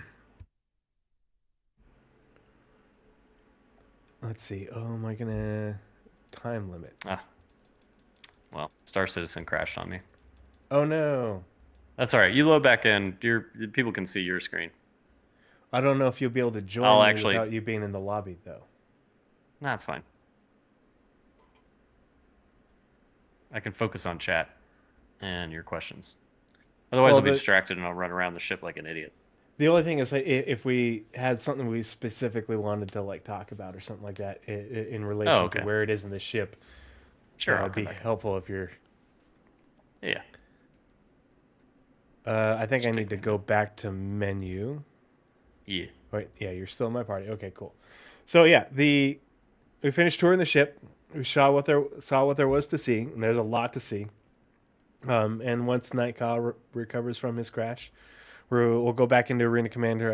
I'll make sure I set the timer for a whole lot higher. Hey, Steve the Dancer, good to see you. Yeah, how many people will be needed? If you have questions in chat, for Night Cobb or just in general, throw them in chat. I don't have a way that highlights them. If you want to just put brackets around, it makes them easier to see.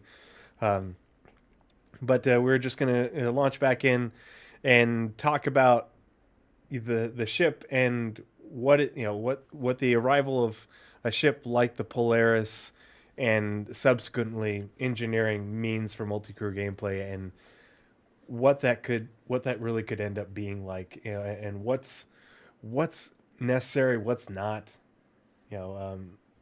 what are nice to haves, and what are have to haves, from Night Cobb's perspective, operationally, both in terms of just multi-crew, because it's not just engineering. Well, engineering is a big part of multi-crew, but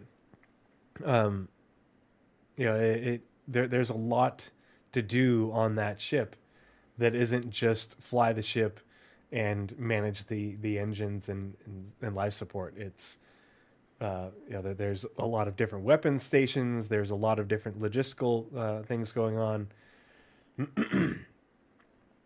It would be a tight crew. The tightest of crews. My drink is all gone. Drink some water. I'm in menus if you're ready to Okay, cool. steal me to the lobby and all that.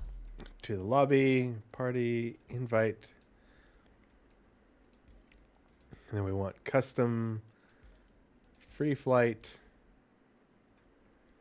And I think you gotta invite me to the lobby once you've got custom going. Okay. There you go. Now I'm good to go.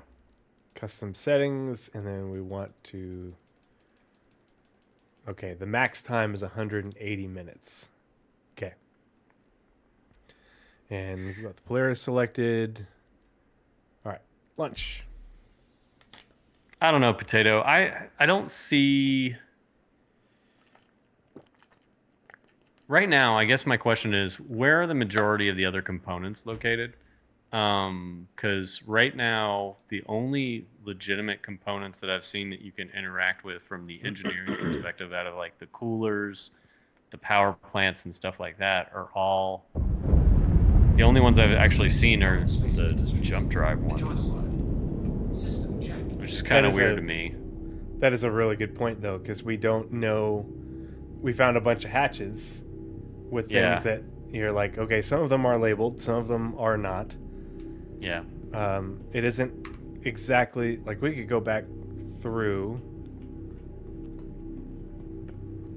Here, I'm going to open up. Let's just, we'll head back to engineering, but as we go, we can open Yeah. up every hatch and look for labels because, like you said Most of them you before, couldn't they're- open. Yeah, the ones up here at the bridge, this big thing, there's no label on it. But you go back to engineering, and there was that one that was labeled for the quantum drive. Yeah, and there's so all the stuff around the core looks to be pretty lights and fuses, and a really cool looking reactor core. Don't get me wrong, but the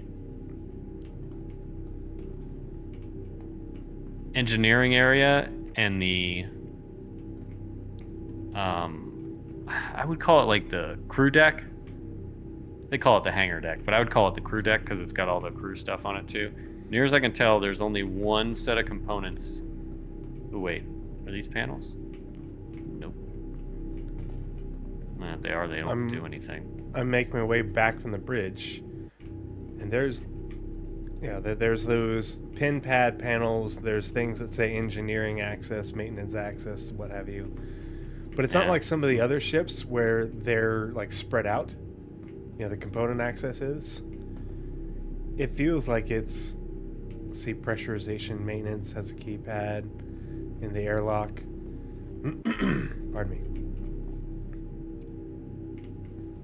Yeah, I guess, so to kind of close my point based on what I think we're initially seeing here, we might end up being wrong, but it's not looking that way, is I guess what bothers me is,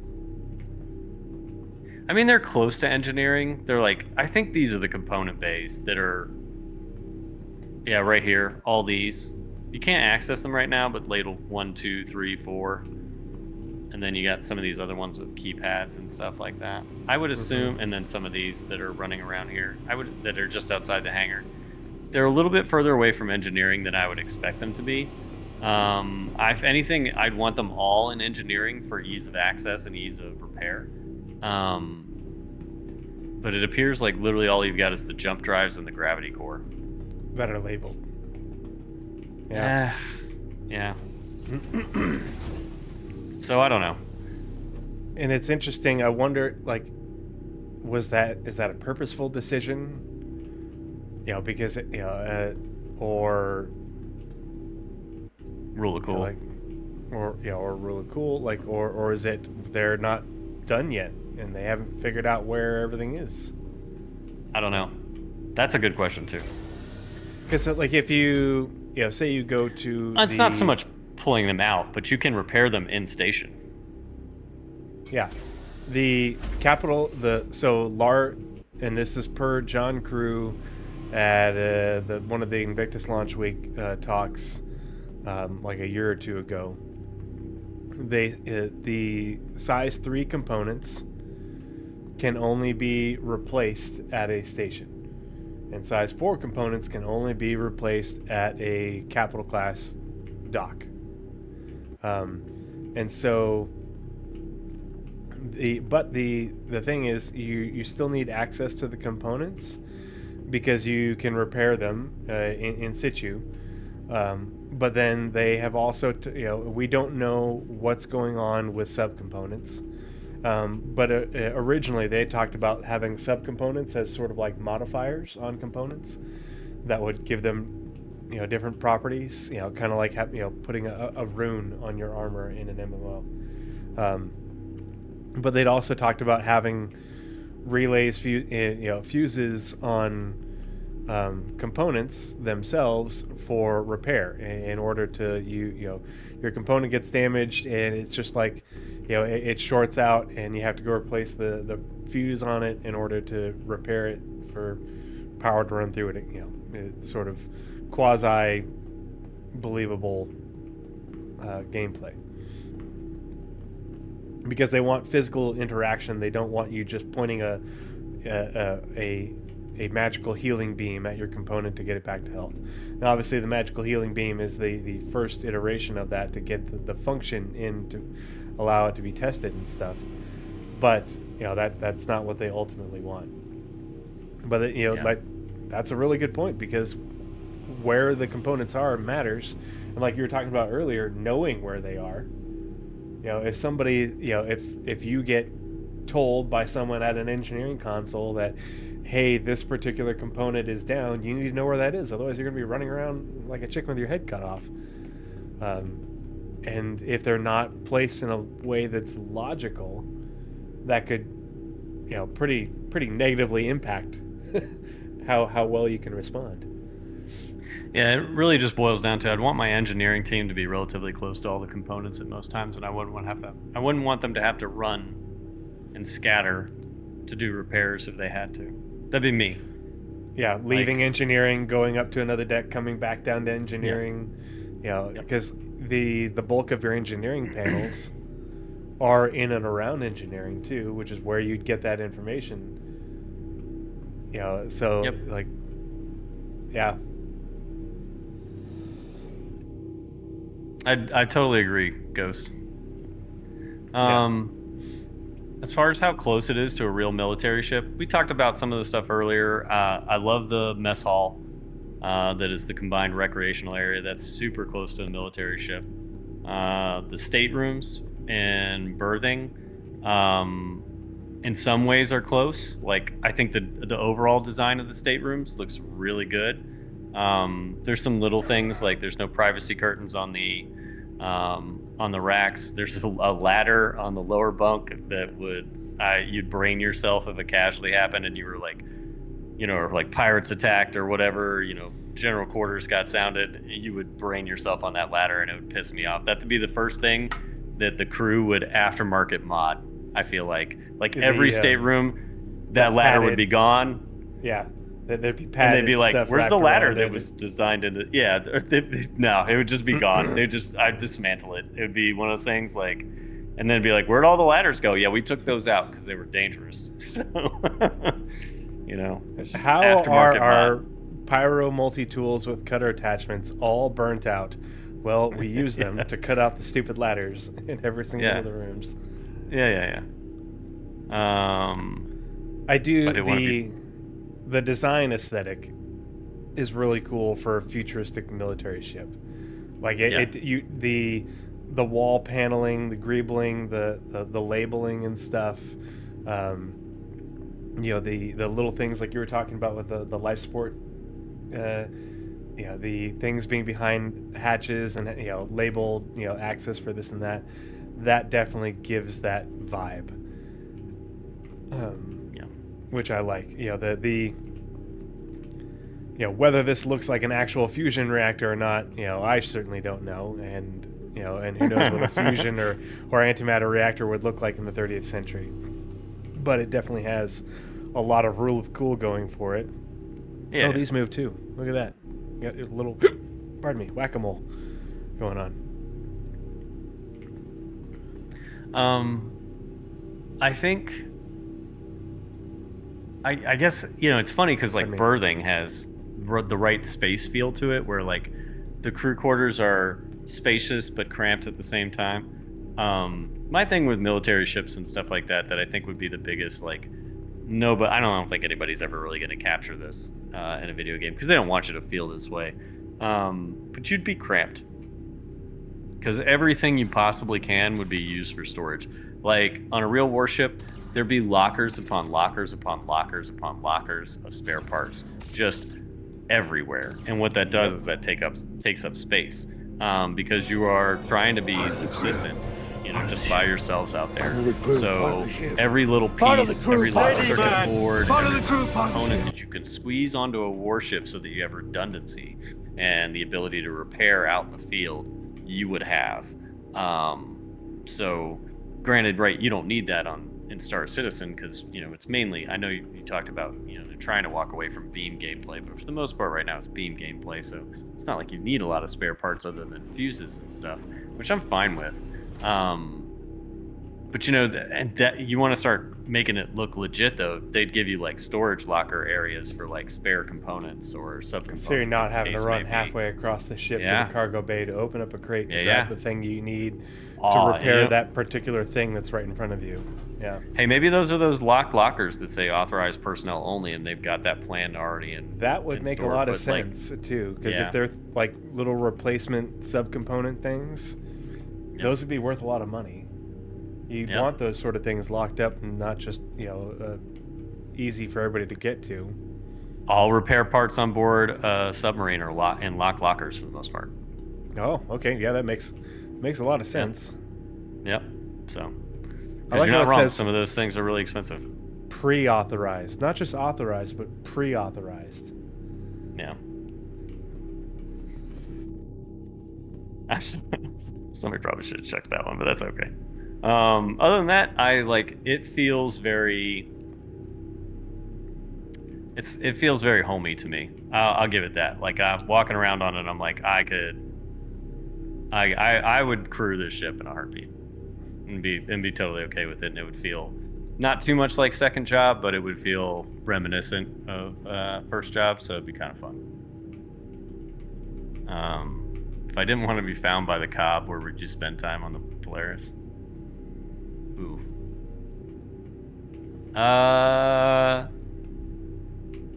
Honestly, I'd hide in a turret. I'd hide in a turret. It's probably what I would do. Be like, yeah, I'm just gonna go clean this turret, and then nobody knows what I'm doing because the turret's like freaking extended out from the ship. Probably one of those side turrets. You're just out there by yourself. Nobody's got a good view on you. Like, yeah, I'm just cleaning the inside of this turret. Don't worry about me, guys. That's what I'm doing for field day. It was real dirty in here. I don't know. I would probably go down to the docking collar. Because this is a room. You're behind a door. You're down some stairs. You're away from a main foot traffic. You could sit right here with your headphones on or your book or whatever. I'd look for you there. So the thing is, you can't access the turret when somebody's sitting in it. So but that's just like Star Citizen. Yeah, I'll give it away. Too much logical thinking for SC. Yeah, but we're just having fun theory crafting and doing our little thing. One thing that I think came out of the design, the corridors are very RSI, but one of the big things about the design of the Polaris, whether they highlighted in the brochure, was the defendability of the corridors. And so if you remember, like, as you're walking through this ship, you've got little bits of cover with these corridors that you can peek, lean around, and you are largely in cover.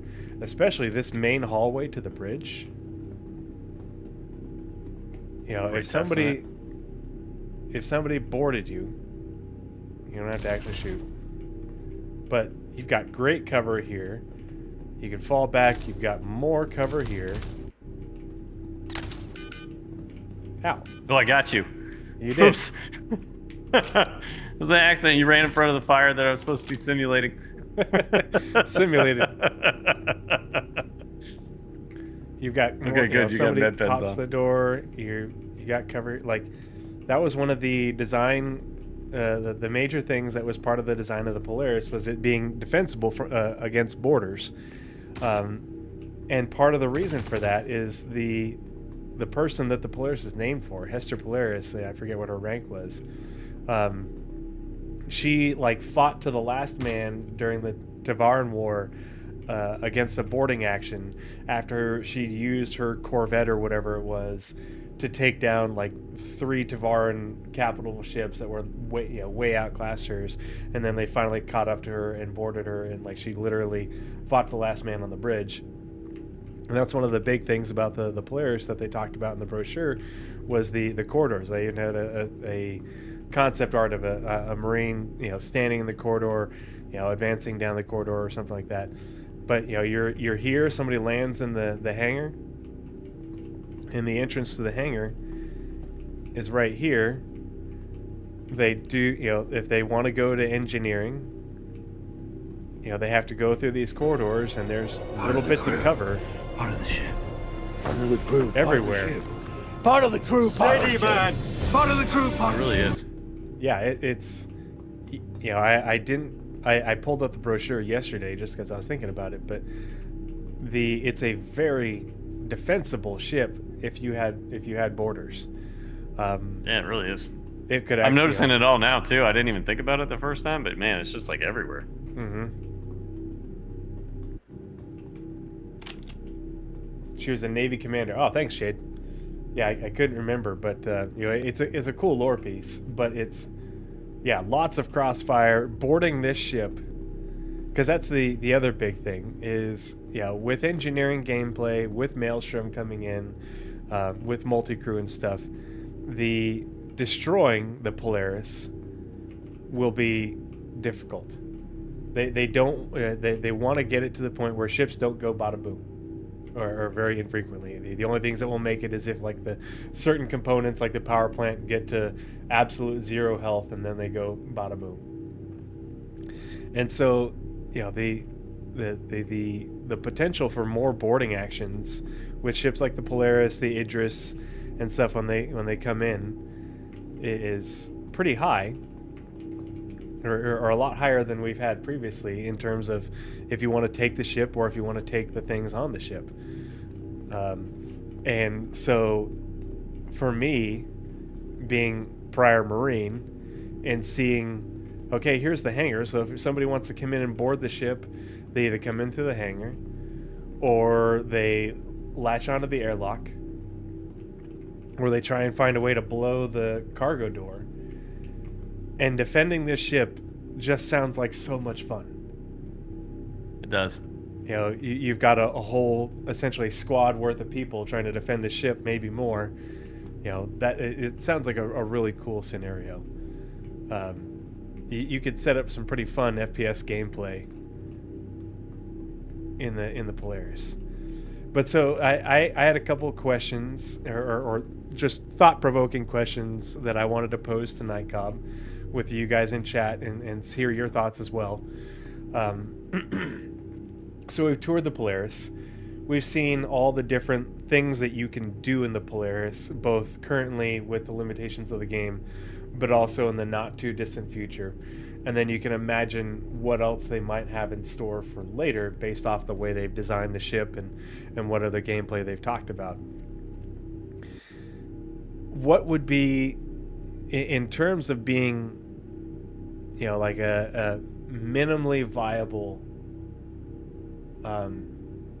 capability, what would that crew look like to you in your idea, in terms of being able to move the ship more than just I'm going to solo fly it from where it spawned at the spaceport in New Babbage to Port Tressler, but you want to take it from there across multiple systems to get it ready to do something. The combat? You're not anticipating combat, but you have to move the ship, you have to keep it running, and there's a potential for you to get intercepted by like a small force or something like that.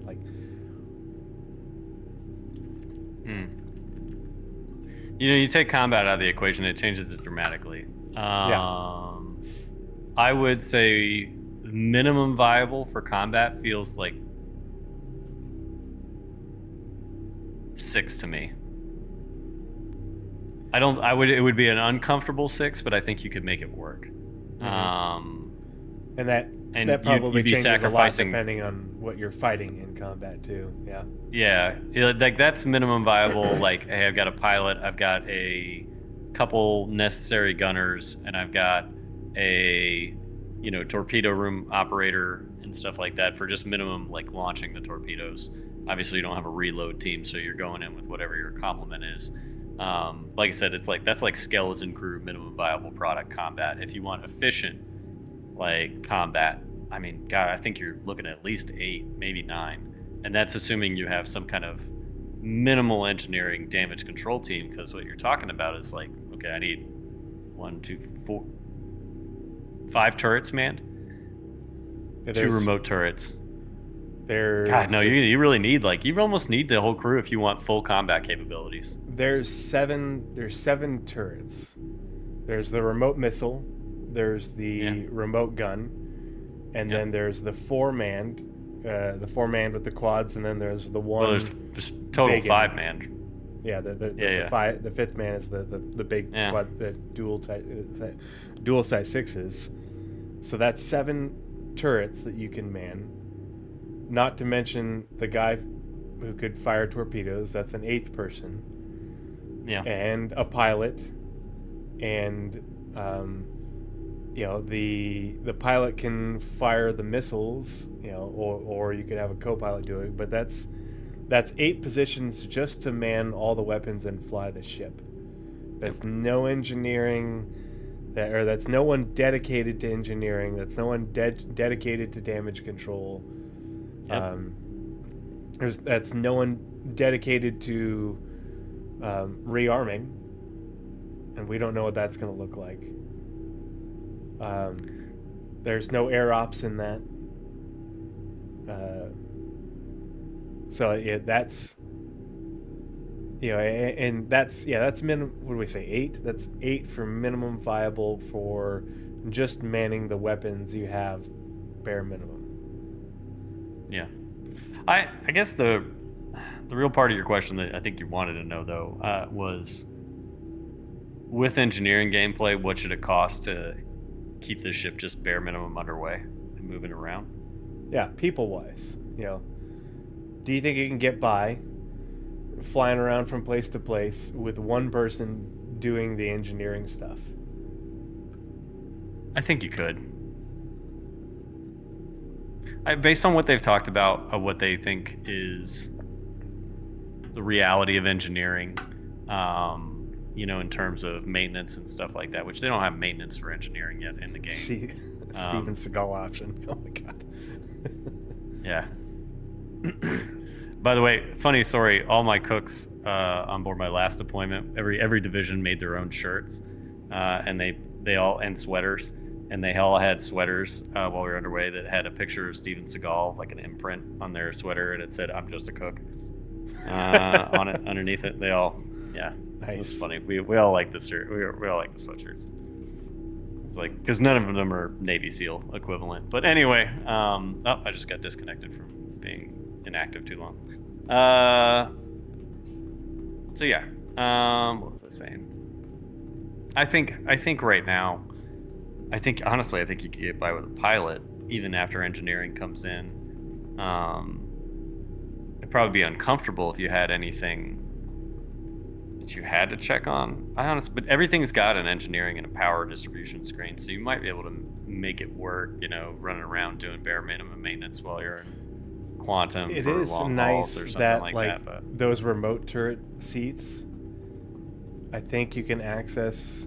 That's the other thing, is we don't know really what the released version of engineering is going to look like in terms of the engineering console, because we have the actual engineering consoles, and we have these things on remote turrets or these remote seats, and so what all are you going to be able to see from this seat?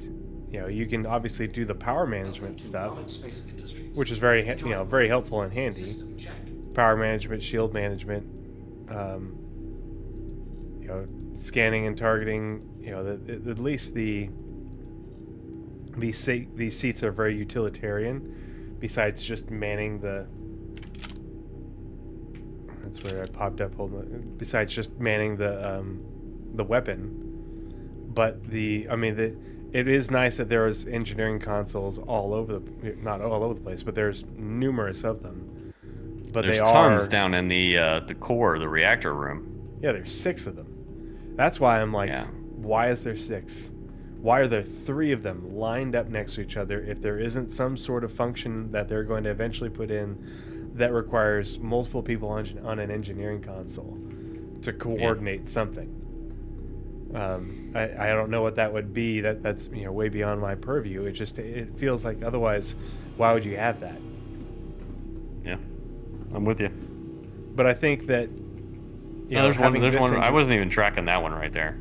There's this one right here, but then if you go, there's like 3 on another one on either here, side of the reactor. Yeah, and then there's another one right here at the elevator. So I don't believe though that's necessarily meant to be, hey, you should have 6 operators on there at any time. It's just one of those things like where it's a convenience thing. So as the engineering personnel run around, they have quick and ready access to a terminal. It's a lot like the item kiosks, right? Like what you're building is essential easeability of access, so that they repair something that's in one portion of the ship, they can immediately run to a terminal check the state of it, verify the repairs were successful, realign whatever the power grid is, based on blown fuses, or immediately assess other damage and figure out where they need to go next. That's what I would assume as to why they're so frequent and so, I guess I just said so frequently placed across the ship in those areas. Yeah, it's just it seems odd that you'd be like there's 3. Yeah, right so that one, that'd be where I don't get it so much, because there's no both components sides. in the immediate vicinity. I Yeah. get it in the other portions of engineering. Here, right around the core, I'm like, I don't know. Remember And how maybe you, for those fuse replacements that you got going on right there. Well, see, what I was thinking of is, I know don't how think you you're need really 3, into like DCS with the startup procedures?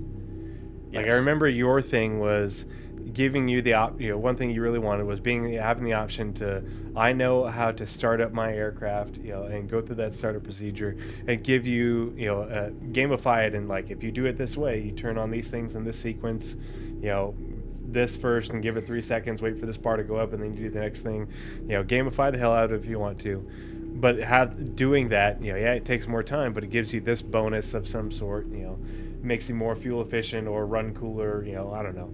That's the thing that I think about it. You've got this giant engine thing, and they could totally incentivize you by, okay, you're doing your cold start, after landing or pulling it for the first time, and you've got 2 engineers, one here and one over there or something like that, or 2 different panels. I don't know. I'm just trying to think of a reason why there would be 6 of them.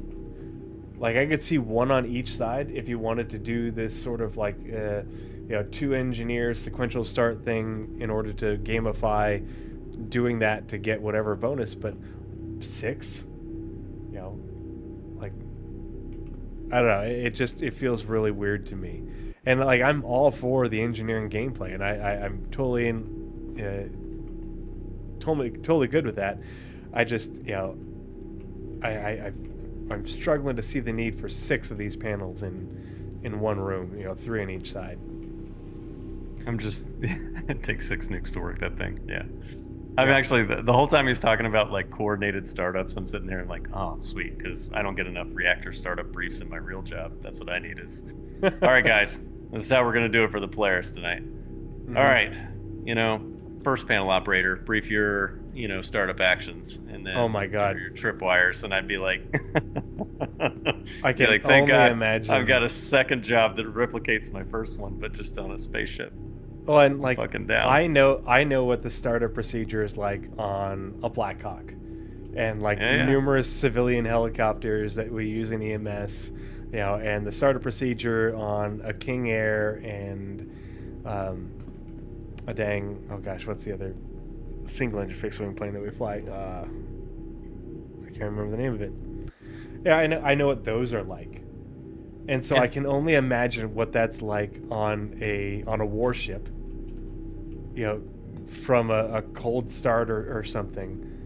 It just, and so I'm like, I know that there's a lot of people that want that sim element, and I get that, and I can see CIG giving some aspect of it. I hope that they didn't put that in there with the thought that, okay, somebody's going to want to nerd out so hard that they're going to bring half the crew down here to do this startup procedure, and 5 of them are going to know nothing about engineering gameplay, and it's just going to be the guy up here at the main console yelling at him, no, don't push that button. What did I tell you? We have to start all over again now.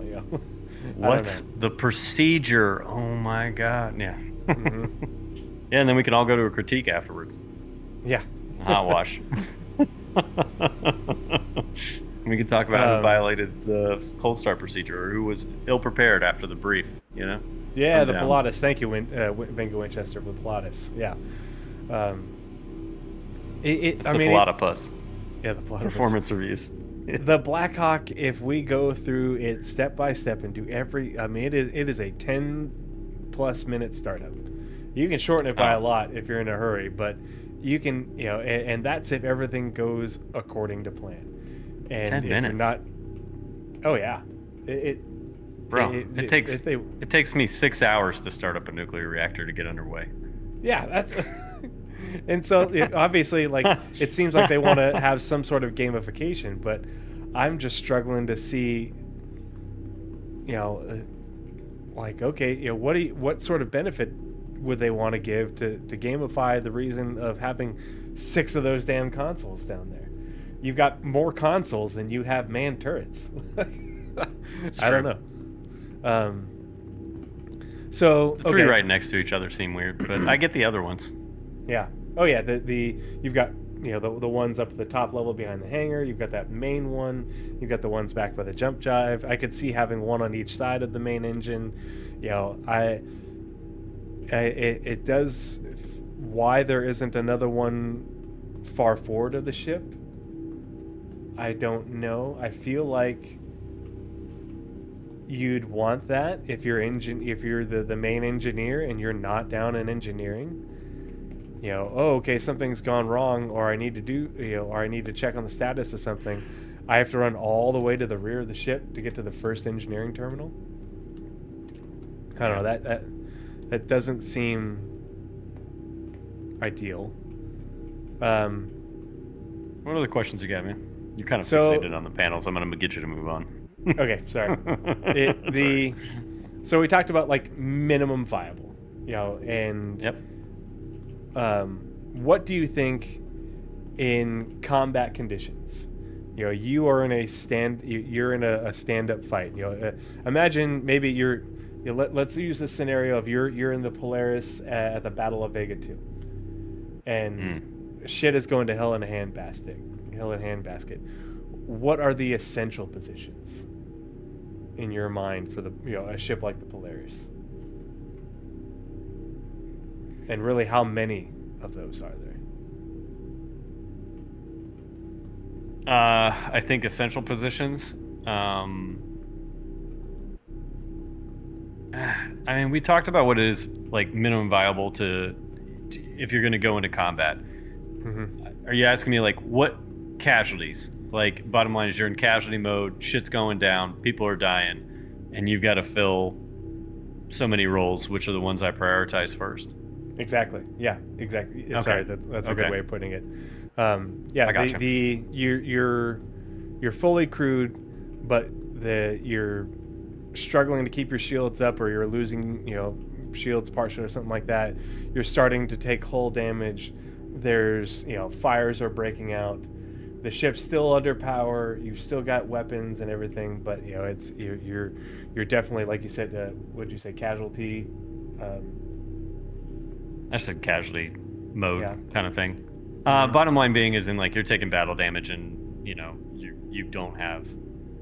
Well, we talked about what my priorities always are for casualties on the ship. It's always so engineer would be one of the crucial ones, because bottom line is if you start losing power, you start losing propulsion systems, then you're no good in the fight anymore. So step one is get power back, get cooling back for components, because if you don't have cooling, then you don't have power.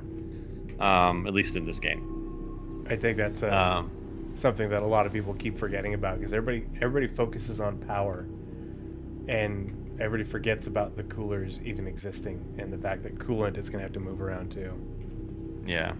Well, at least I assume that's their intention right now. I think technically power is all you need, at least in most cases. But I think you still need the coolers. I don't know. It's hard to tell sometimes with where they're at in the engineering and component shuffle. But yeah, so power and cooling kind of go hand in hand. If you don't have those two things, then you're kind of screwed just in general. Past that, it's propulsion. So again, that's an engineering issue. So really, one or two people in engineering seem minimum viable if you're in a battle state. One person going around and repairing components, while another person ideally stays plugged into a terminal and directs damage control efforts. And then either shuffles power to systems as they get brought back online, but ultimately their priority should be propulsion systems to get you out of the fight if you're already beat up that bad, because if you can't move, then you're just a hazard to anybody else. Like if you're dead in the water, or you're spinning toward an asteroid, after taking damage, and your propulsion system goes offline and you don't have any of your maneuvering thrusters, then the whole ship is screwed and you're all going to die all the same. So you got to get propulsion back online. I know a lot of people are always talking about like, oh, I got to get power back to weapons to defend ourselves, and it's like, that's useless. If you're that damaged, get out of the fight. You're doing no good. In fact, you're a hindrance to the other combatants at that point, even on your side. So it's time for you Move to the back of the line. Mm-hmm. Yeah, it's time to move to the back of the line, get out of the fight, reassess, try and do your battle damage. And most of the time, in real combat, the enemy, once they figured out that you were no longer combat capable, won't be shooting at you anymore. They'll be shooting at the other combat capable ships. So you should be afforded the opportunity to get out, just by virtue of the fact that you're no longer considered a threat. And then past propulsion systems, then I'd focus on shields. Not propulsion systems, not shields, avionics. Avionics, because if you can't see where you're going, then those propulsion systems mean nothing to you. So like avionics and radar and stuff like that. Yeah. So it's avionics, radar, those things need to come back up so that you have situational awareness, so that you can navigate your way out of trouble. Then I'd focus on shields. And at the very last of my priority list would be weapons. Mm-hmm. Again, if once you start taking hardcore damage, like if you're down all those things, then that's my priority of thing. Now, if you only lose weapons, then you're only repairing weapons, mm-hmm. And then you keep going and you just follow that line of triage thinking and stuff. What I think the minimum viable for that is you need a pilot to drive you. I don't think you need a co-pilot. Okay. I would prefer there to be a captain or some kind of tactical officer that can, at the very least, provide direction to the pilot on how to get you out of trouble and coordinate with the engineer for, okay, systems restored, propulsion systems restored, pilot, go, get us here, get us out of this area, so that, there's somebody with a bird's eye view of the tactical situation. A co-pilot who's not just co-piloting, they're nav and tactical at the same time. Yeah, that could be the co-pilot. I'll say either captain or co-pilot, right? One of the two sitting in that chair that has good tactical situational awareness, while the pilot is literally just focused on flying the ship. Meanwhile, the engineer and one other team member are focused on damage control. I think that's minimum casualty response. I would not have anybody in a turret. I would not have anybody, in torpedo room at the weapon systems. Everybody else would be on damage control under the cognizance of the engineer until systems started to get restored. Mm-hmm. That's me. Yep. So and it's four people. Four people is minimum viable at stations, and I'd say 3 people at stations. The rest of the people are essentially running around doing what the engineer tells them to do. Mm-hmm. And with the size of the ship, it's pretty easy to see how things could get really difficult to control, especially with fires. Really difficult to control, or things getting out of control pretty quickly in terms of getting fires put out and shutting doors and the evacuating atmosphere, turning off life support and stuff. That would get really hectic really fast. Yep. If you're taking a lot of damage, if you've got a lot of systems knocked out, and like one person doing damage control, that you can see how that would get that single person, if that's all you had, would get really overwhelmed really fast. And it's one thing if you had a fire broke out here and that's the only fire you have, and okay, well, when that fire's out, you can go replace this fuse, but for now you can reroute power and cooling around it, that relay. But if you have, like you said, essentially multiple casualties, in terms of systems and relays, things get real complicated real quick. Eparchy, I'm with you that in real life video game, that people are just going to keep hitting you till you explode. But you know what my opinion on that is? That means tactically, even in a video game, they're idiots. Yeah. Like legit. If you're shooting at the ship that's dead in the water, or the ship that isn't shooting back at you anymore, or is not shooting back at you very much, while you're still getting shot at by other ships. Yeah. You know, it would be like, I'm going to finish the guy who is down on the ground and crawling away while the other people are still shooting at me and lobbing grenades at my cover. Yeah. Yeah. Yeah. I agree. Yeah. It'd be foolish. And I think what you might see, though, once we get to Maelstrom and the more, no longer hard death of a ship where it's all soft death, I think, the component death where ships don't go pop very much. I think people are going to figure this out where it's like, okay, is that ship's power plant dead? Move on to the next target. We can circle back to it if it becomes a threat, but it's not going to be a threat for the next few seconds. And that other ship is a threat, focus on the other threat. And I've seen even some PvP groups have figured that out. Like some PvP groups are already paying attention to that, and will call it out when a ship is disabled or ineffective in combat, and they'll just call out move to the next target. It's kind of interesting that very thing happened in the Squadron 42 demo, where the Admiral Bishop baited the Vanduul into attacking him by looking weaker. It had them use their psychology against them. But that's the thing, that's what you're talking about. That's a psychological thing, and is someone going to be reckless in doing that and trying to get the kill because it's a game, even though it's like there's no points. This isn't a team deathmatch where you're trying to get the kill because you want the points and the score. The winning is, your fleet, your ships are still standing and theirs are not. Now, dude, I'm gonna start hanging out with Jade Starwatcher. What are y'all doing?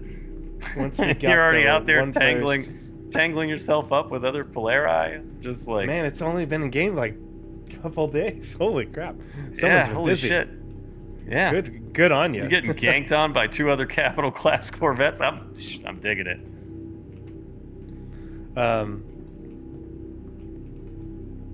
Oh gosh, I had another question. Dang it. Take your time. Oh, so being a chief of the boat and everything, you've been on deployments, you've been underway. You know what logistics is like in those situations. What are your thoughts? We're on the road to 1.0. They're working on Nyx. We're going to be getting Pyro, in the not too distant future. What are your thoughts on the challenges of keeping the Polaris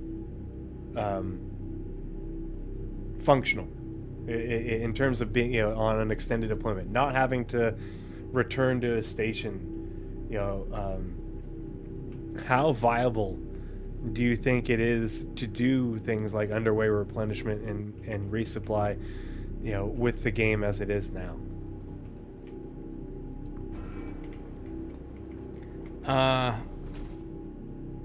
I think you're going to have to need it. I would have 2 to 3 spare components or subcomponents, whatever the case. I know they're capital class ship components, so they're not easily replaceable, at least not all of them. So I'd have the replaceable ones, spare 2 sets, if at all possible. And that'd probably be down here in this cargo bay, or honestly, I guess the cargo bay would be the best place to put them, simply because you're not worried about the physics affecting them and shuffling them around. So maybe one half of the cargo bay would be mainly like logistical support for components and subcomponents. That other half of the cargo bay would be freaking torpedoes. Like legit, I would just, and hopefully they would allow us to stack them into some kind of like container or something like that. But it would be one half of that cargo bay would be freaking torpedoes.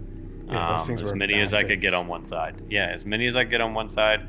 And then depending on what the component space cost was for the other side of that cargo bay, that would be, maybe I could shuffle a few torpedoes onto there, and then, maybe only a quarter of that is components and stuff like that for logistical. And I say components, we're talking also like a ton of spare fuses. And I'd probably have little 1/8 SEU boxes of spare fuses staged strategically around engineering and berthing and anywhere else that there are spare fuse holders. Yeah. Yep, that makes sense. Rather than having to go all the way to the cargo bay or expecting people to run around with one in their pocket. Jesus. Okay, I'm gonna have to check out Black Star Legion. What? Yet another quasi-military org I'll be a part of. Oh, is that what Jade Star Watcher was talking about? Yeah. It sounds like they're having fun. For reference, they got 3 of them. I'm gonna get back here so you can see the whole. You can see all these torpedoes. We've got the 4 full magazines, and how big this space is with the 4 full magazines. Now, obviously, there's a lot of empty space relative to the cargo bay. Yeah. Yeah. You see this walkway down the middle of the cargo bay. You could probably fit maybe 2 full reloads on one. Stacking them vertically on one half of the cargo bay, or at least maybe a quarter of the cargo bay. I feel like 2 full reloads would take up at least a quarter of this, a half of one side of these.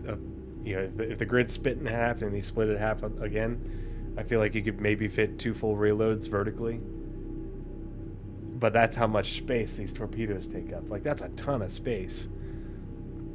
And like Ghost was saying, depending on what you're doing, how much personnel supplies are you going to really need? And those things don't take up a ton of space, thankfully. But just trying to resupply the torpedoes, you're looking at a ton of space. These things are so massive. It kind of gives you perspective. These are size 12s. And we've all been in the Retaliator and seen how big those size 9s are, and these are quite a bit larger than the size 9s. And the Javelin these are 10s. The Retaliator is size 9s, and the Javelin is size 12s. Those torpedoes have got to be just so stupid big.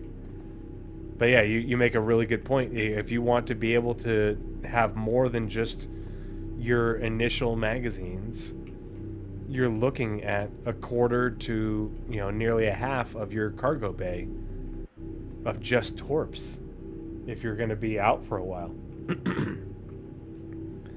But yeah, I like that. I think that's a really good point in terms of having just if you could stash away however many fuses fit into a 1/8 SCU box, and you've got one of those boxes just sitting on the ground or nearby on the ground near the little relays, or in between relays, it would really cut down the amount of time to replace one, in casualty conditions. Part of the crew. Hey, Matty Bear, thanks for the follow. Part of the crew, part of the ship. Part of the crew, part of the ship. Man. Part of the crew, part of the ship. So, go for it. Sorry. I guess my thing would be, with these cargo bays and stuff like that, it feels like logistically you could do good loading from the side here. And I think that would be the ideal way to get torpedoes back into the ship, because I still don't. I'm convinced that you can't get them down those elevators and stuff like that. But even from the side, this doesn't look logistically that hard to get them lined up on the bay and ready for use if you had to. I hope that they will make it top hangar, so that way you can just press a button and the door opens without extending the football field ramp. It does feel kind of weird that the only real access to replenish the torpedoes is via these cargo ramps, which means which is very much built for you are landed in a hangar, and the only hangars for these are at landing zones. Yeah, it's a wing. And are those shield emitters on the side there? I don't. These are thrusters. Oh, those are thrusters. Never mind. Yeah, but they very well could be things that are eventually going to be shield emitters. I just don't know what there would be. There's so much greebling. Oh my god, there's just so much. There is. It's very detailed. Way more detailed than I expected. And it's especially compared to the original concept. Yeah, who knows what these little antenna things are meant to be, you know, besides just rule of cool, I don't know.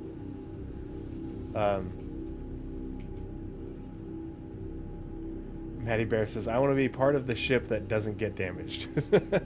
So say we all.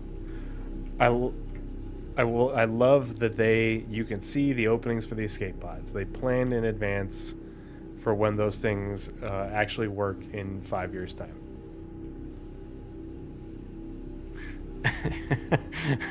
That's the most realistic time expectation I've heard you give in a while. They've never said anything about their plans for getting them in and working. It's just one of those things where I'm like, it's a post 1.0 thing. I don't know, because it's never even been in a design doc of what they want them to do in terms of function and stuff. It's like the least talked about ship related feature. Yep. Well, all right, man. What other questions you got? I don't know. Those were the big things, because that's the big thing is I kid you not, and I'm very active in the Star Citizen social media, whether it's via Twitter, you know, the Facebook groups, multiple Discords, you know, and I cannot tell you how many times I have seen people make posts across the Star Citizen social medias of, you know, everybody saying the extent of seeing it in person has really made me realize that I won't be able to solo this ship, or that it's beyond my capabilities, you know, or that multi-crew is a thing, you know, all these different statements to that effect. And people are coming to the realization that, oh man, this is real. This is going to be a ship that's going to require, you know, multiple people in order to operate it at a, you know, just do the minimum of operating it beyond just flying it. And, you know, I really wanted to sort of have that conversation of, you know, realistically, you know, after going through the ship and seeing everything that it has to offer, you know, what can you get away with at a minimum? What's optimal? You know, what's fully crewed look like? Yeah, because that's the other thing is, you know. Well, along that lines, and we didn't talk about this, but something that I really want out of this ship, and I agree with you, by the way. I have noticed that as well in the social media related to Star Citizen scene. A lot of people are starting to freak out about. Well, you know, it's coupled too with the whole NPC I've seen multiple crew, posts with people saying they melted it and bought like 5 smaller ships, and I'm like, that's good, that's great. You know, like you're getting ships that you're going to get more use out of. You know, things like, you know, people saying they bought a Zeus, you know, because they're like, yeah, I love the Zeus, you know, I love RSI, you know, but I don't think I'm ever going to be able to man a Polaris, and you know, and I don't think I'm going to get the use out of it. And like, obviously, I have one, but I know that it's going to be a hangar queen. I'm fully realistic about it, but I've always felt that way. But you know, people don't, you know, people are just straight up saying no way without really talking about, you know, talking their way through it, like we've kind of been talking way through it, like, you know, what is it realistically? Because, you know, people, I've seen some people say, no, the crew's like, you know, you're gonna need like 24 people. I'm like, well, hold on. No. we don't need to be getting that crazy.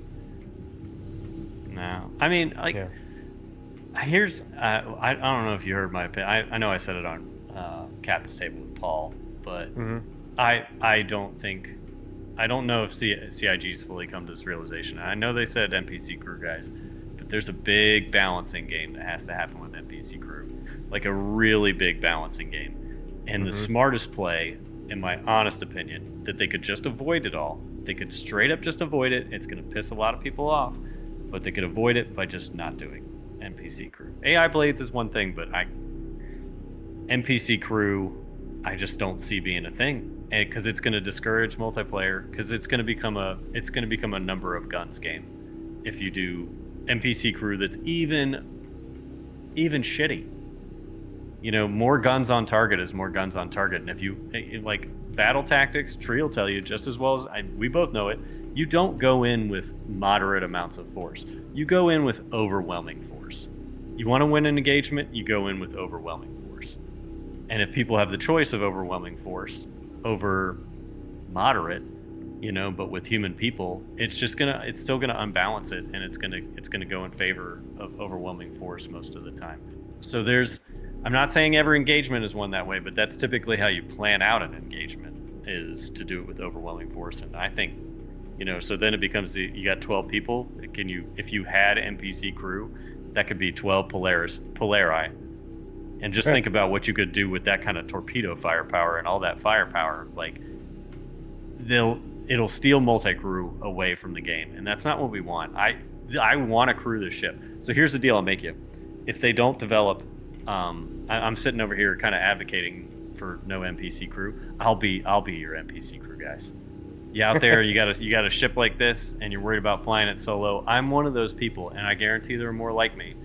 I'm one of those people that I'll crew your ship. We don't have to be friends. You just have to pay me. All right? I don't have to be your friend. You don't have to worry about making friends in game. You just have to contract me out. That's the system they need to build, where you can contract me to serve on your ship and pay me a fee, and I'll pilot it. The big thing with NPC crew is people think, and this is the balance point that I think that CIG is not said explicitly, but with the way they're designing Star Sim and everything, is NPC populations aren't unlimited. And so there's going to, you know, if you want NPC crew, you're going to have to compete with everybody else to hire them. It's it's a labor market. And the way you balance it is like, okay, well, the number of available crew to hire is limited, just like it would be in real life. You know, and like, you know, because that's the other aspect that people don't think about is NPCs, the subsumption NPCs that would be running around your ship, crewing your ship, taking your orders, saying, okay, I want you to be on, damage control detail, and and they have some sort of initiative to go, just like any other colony sim game. That requires, because NPCs are run on the server, if everybody's running around with a small army of NPC crew, that is just going to absolutely kill server performance and kill the cost effectiveness of server meshing. And so the way they balance that is like, oh, well, there's a limited amount, and so you have to compete for them, which means you have to, the cost of NPC goes up, and the good ones that are worth it are too expensive and hard to get, and so everybody then crews their ships, mostly with players. I think that's the only way that server performance holds true. The things stay believable, but it also remains balanced in terms of you don't have Polaris is running around with one player and a million NPCs aboard filling every last position.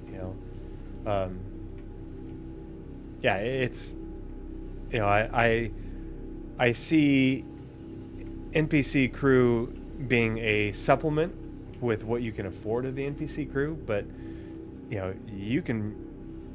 You're gonna have to pay them. It's a colony sim. You're gonna have to pay them. You're gonna have to care for them. You're gonna have to keep them happy.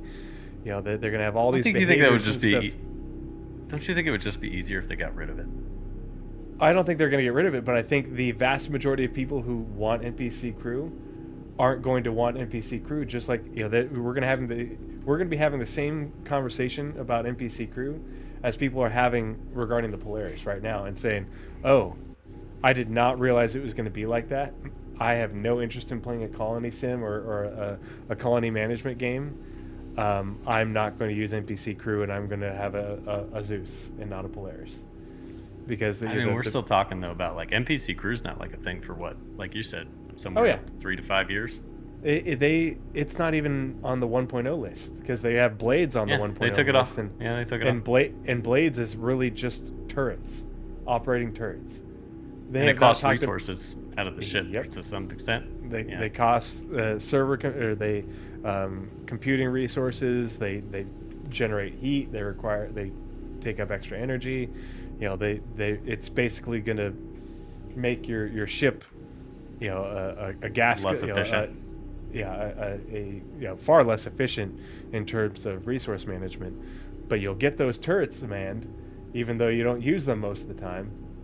So it's one of those things where that's as far as I know, that's the only functionality they've really talked about. In terms of what it could actually do, and that's the only functionality they've demonstrated, because they've got NPCs that can man turrets right now, and will be running the same logic for the Blades. So it's the NPC crew is a post 1.0 thing. We're going to have more capital ships between now and then.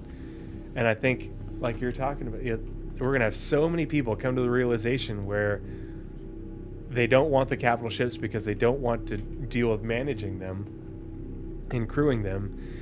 And you're going to have this such small subset of people that are just holding on for dear life, hoping that NPC crew becomes a thing. And then when they get to the gameplay of what what managing NPC crew is like, they're like, oh, they're not automatons that do everything for me, and I don't have to tell them what to do. It's like, nope, sorry, have fun. Why is there damage on my ship in Arena Commander? Who did this? I may have played with the Arclight a little bit while I was in. Oh, So don't worry about it. Don't worry about it. It's fine. It's fine. Look, Ben, it's Arena Commander, right? It's not like I really hurt your ship.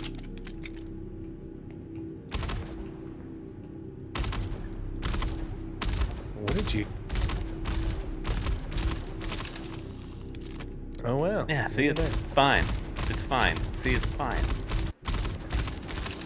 How many rounds did that take to do that, though? I didn't actually do that.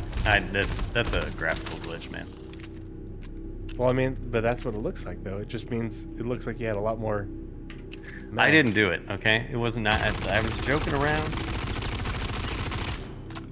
I didn't have that many. I didn't have any more mags than you had. Interesting.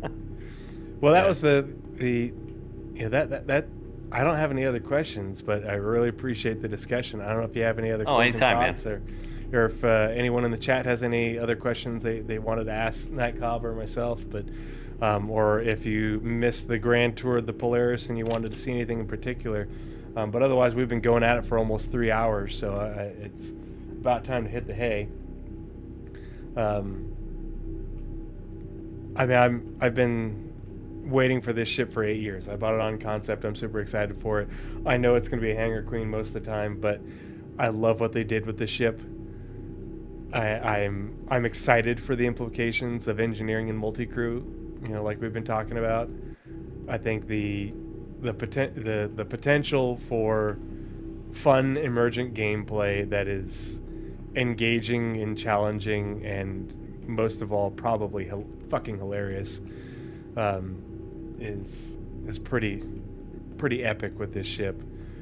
I mean, we had fun just goofing around with launching torpedoes. So where would you jury rig a Starlink dish on a Polaris? Yeah, because you got to be able to make sure that you've got I don't know what the 30th century version of Pornhub would be, but once they get those curtains installed and the ladders removed on the habitation areas, yeah, they gotta go. Yeah. Well, and last thought, but like the Idris, that was one of the things for the Idris habitation area. Each one of those bunks has a privacy shield. Where's my damn privacy shield? Oh, well, yeah, there are no privacy shields on these. Yeah, you've got a door, but like, what do? You lock out your roommate and be like, sorry, go away, I'm jacking it. Like, you put it so succinctly, though. It's so true. Yeah. Well, that's all I've got for this evening. Night Cobb, it's been a lot of fun. Thanks Yeah, for that's how we're joining gonna me. end the show, guys. Clip it. I hope you guys enjoyed it. Yeah, that's all that ladder's good for, is the drying rack. Yeah. Oh God. Nah, it's gotta you're go. reaching too low. But yeah, I appreciate that was you. That take- wasn't me. That was you this time. I didn't Yeah. do it.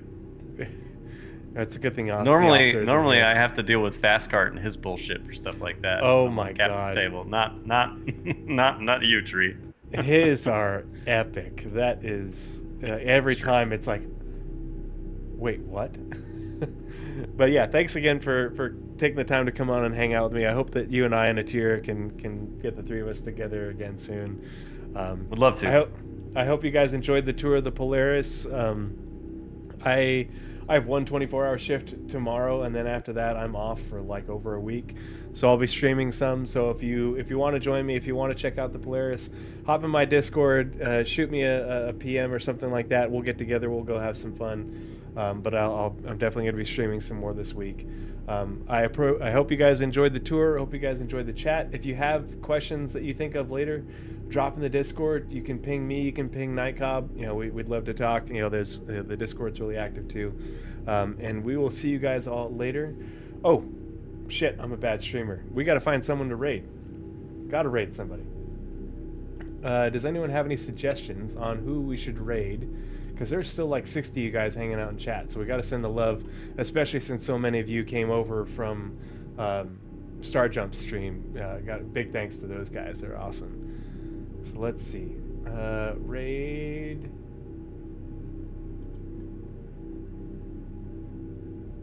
Let's see, and we want same category.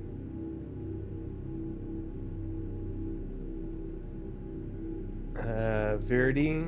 Okay, I see 3 votes for Verdi. So, I love Verdi.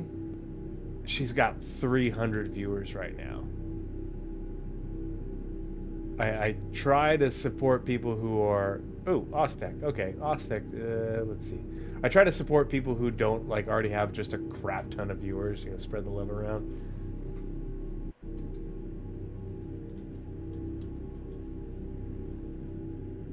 There we go. Oztec playing Star Citizen. Lincoln is home from surgery at Vets. Polaris and Star Lancer ship shows.